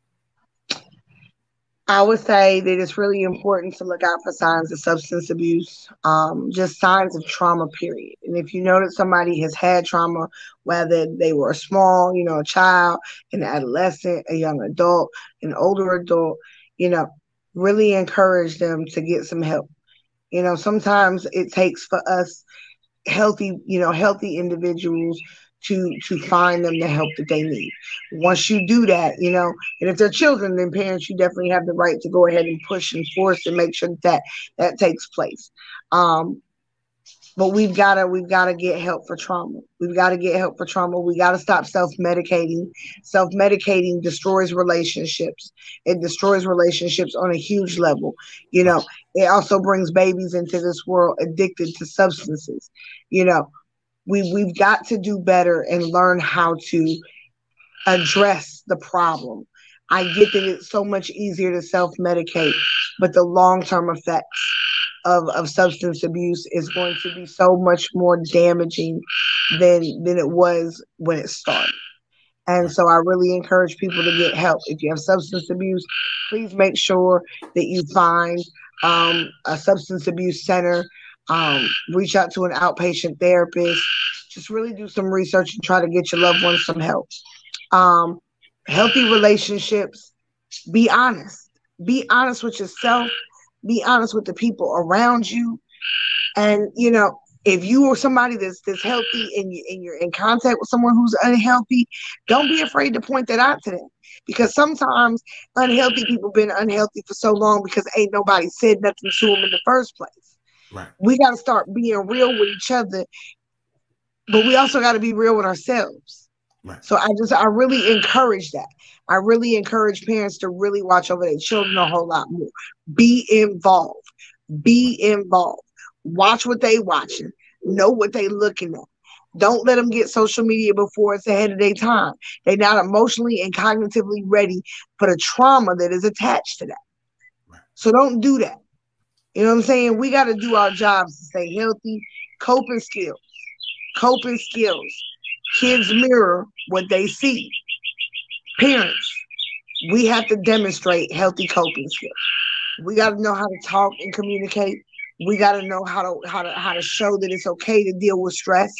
That stress happens, it's natural, and demonstrate healthy ways to cope. If you do not have any healthy coping skills, you can talk to a therapist about it, but you can also Google it, as I like to call it, Jujel. But it's just a Jujel click away. Wow. It's just a Jujel click away of being able to type in healthy coping skills. You can do so much research from the click of your own home and prep yourself. You know what I'm saying? For information that's going to be a benefit to you. Wow. That's a real thing right there. So we're going into another work week, right? It's Sunday. Everybody getting ready for the week. Okay. Before we end it, right? I know you're my sister. Yes. Praying woman, prayer warrior, right? Yes. For the people that might be watching, that might be dealing with substance abuse, let's drop a little prayer on them, if you don't mind, for the person that might be dealing with substance abuse. So, dear Heavenly Father, we just come before you right now, Lord. You know right now what's going on with everyone in the world and everyone who is watching. Father, we pray for everyone who is dealing with substance abuse. Substance abuse doesn't come by itself, Father. It comes with a whole lot of other things, anxiety, depression. It comes with different mental health disorders, and it plagues people, Lord. It robs them from being able to have clarity and peace of mind and to be able to make good, healthy decisions for themselves, Father. And Father, I just pray that you know who's in need. And Father, I just ask that you just touch their lives right now in the mighty name of Jesus. Father, let them know that you are with them in your mighty name. Father, that whatever kind of trauma that they have endured or been through, Father, that it is not their fault, that they are not the ones to blame for it, and they shouldn't feel no shame or guilt about what has happened to them, but that they can be set free because you died for the sins of us. The death that we should have taken on the cross, you did for us. And Father, let people know too that just put on their hearts that forgiveness is not for the other person, but that forgiveness is for us. That we forgive so that we can be set free, Father. And we know that with freedom comes the breaking of chains, comes the breaking of addiction, the breaking of substance abuse, the unbreaking of unhealthy bondage that has plagued our lives with negative thoughts, Lord. So, Father, I just pray right now for everybody in your mighty name, anyone who needs help, Father, that they seek help and that you encourage them along the way. In Jesus' almighty name we pray. Amen. Amen, amen. And yo, salute to everybody watching. Yes. This is the Proof in the Pudding podcast show. I'm your host. I go by the name of Scion 919. This was our trauma series, part 6, with psychoeducational therapist, my sister Natalie Collier. Yo, I'm excited about the next show in 2 weeks. We're going to be talking about narcissism. Today was about substance abuse and having effective, healthy coping skills and healthy relationships. So we hope that today help somebody. And if you know somebody that may be dealing with a substance abuse, share the video with them. You don't have to tag them or put them on blast. You can just simply share them, send them a link. You might text it to them. You can put it in their inbox. And our prayer is that somebody's life be changed from the show on today. And we're going to continue to keep going. Sis, I thank you as always. Yes. You always come up here and you represent. I'm definitely excited about the next one. So if you got any final words, you got any shout outs, anything else, I'm going to do the sign off real quick. This is the Proof in the Pudding podcast show. I go by the name of Scion 919. Our special guest every trauma series, you already know, Natalie Collier, my sister, psychoeducational therapist. If y'all need to hit her up, be sure to hit her on Facebook. What's the Instagram? I don't really get on Instagram too much, so Facebook is the best way to hit me. Okay, and y'all see the name and the link, and you see it right there on the screen. So y'all can hit on Facebook if y'all have any questions, or during the week you may have something that might be tied into the next topic. Maybe a question. If you have any questions for the next topic, please DM your questions to me early, or DM them to Scion so that we can go ahead and kind of work those questions into the show. Or if you have questions, we can always take them at the end of the show. So it's up to y'all how y'all want to do it. All right. And again, thanks to everybody watching out there. You want to send a shout out to bro out there. Salute the crews. You got any shout outs you want to do before absolutely. Y'all know who y'all are. I love every last one of y'all. And I just appreciate my husband for his support and his encouragement. And it just means a lot to me. My journey, every day has been amazing as it is, because I've had somebody to encourage and motivate and push me, even when I didn't want to be motivated, encouraged, and pushed. Right. So I just really appreciate him for making some things possible for me. So I just appreciate that. All right. And thank you again. And thanks to everybody watching. Yo, this is the Proof. We'll see y'all in 2 weeks. And we love y'all. Everybody be safe. Hold on. I ain't got my video queued. Hold on 1 second. I'm over there doing too much. All right. Okay.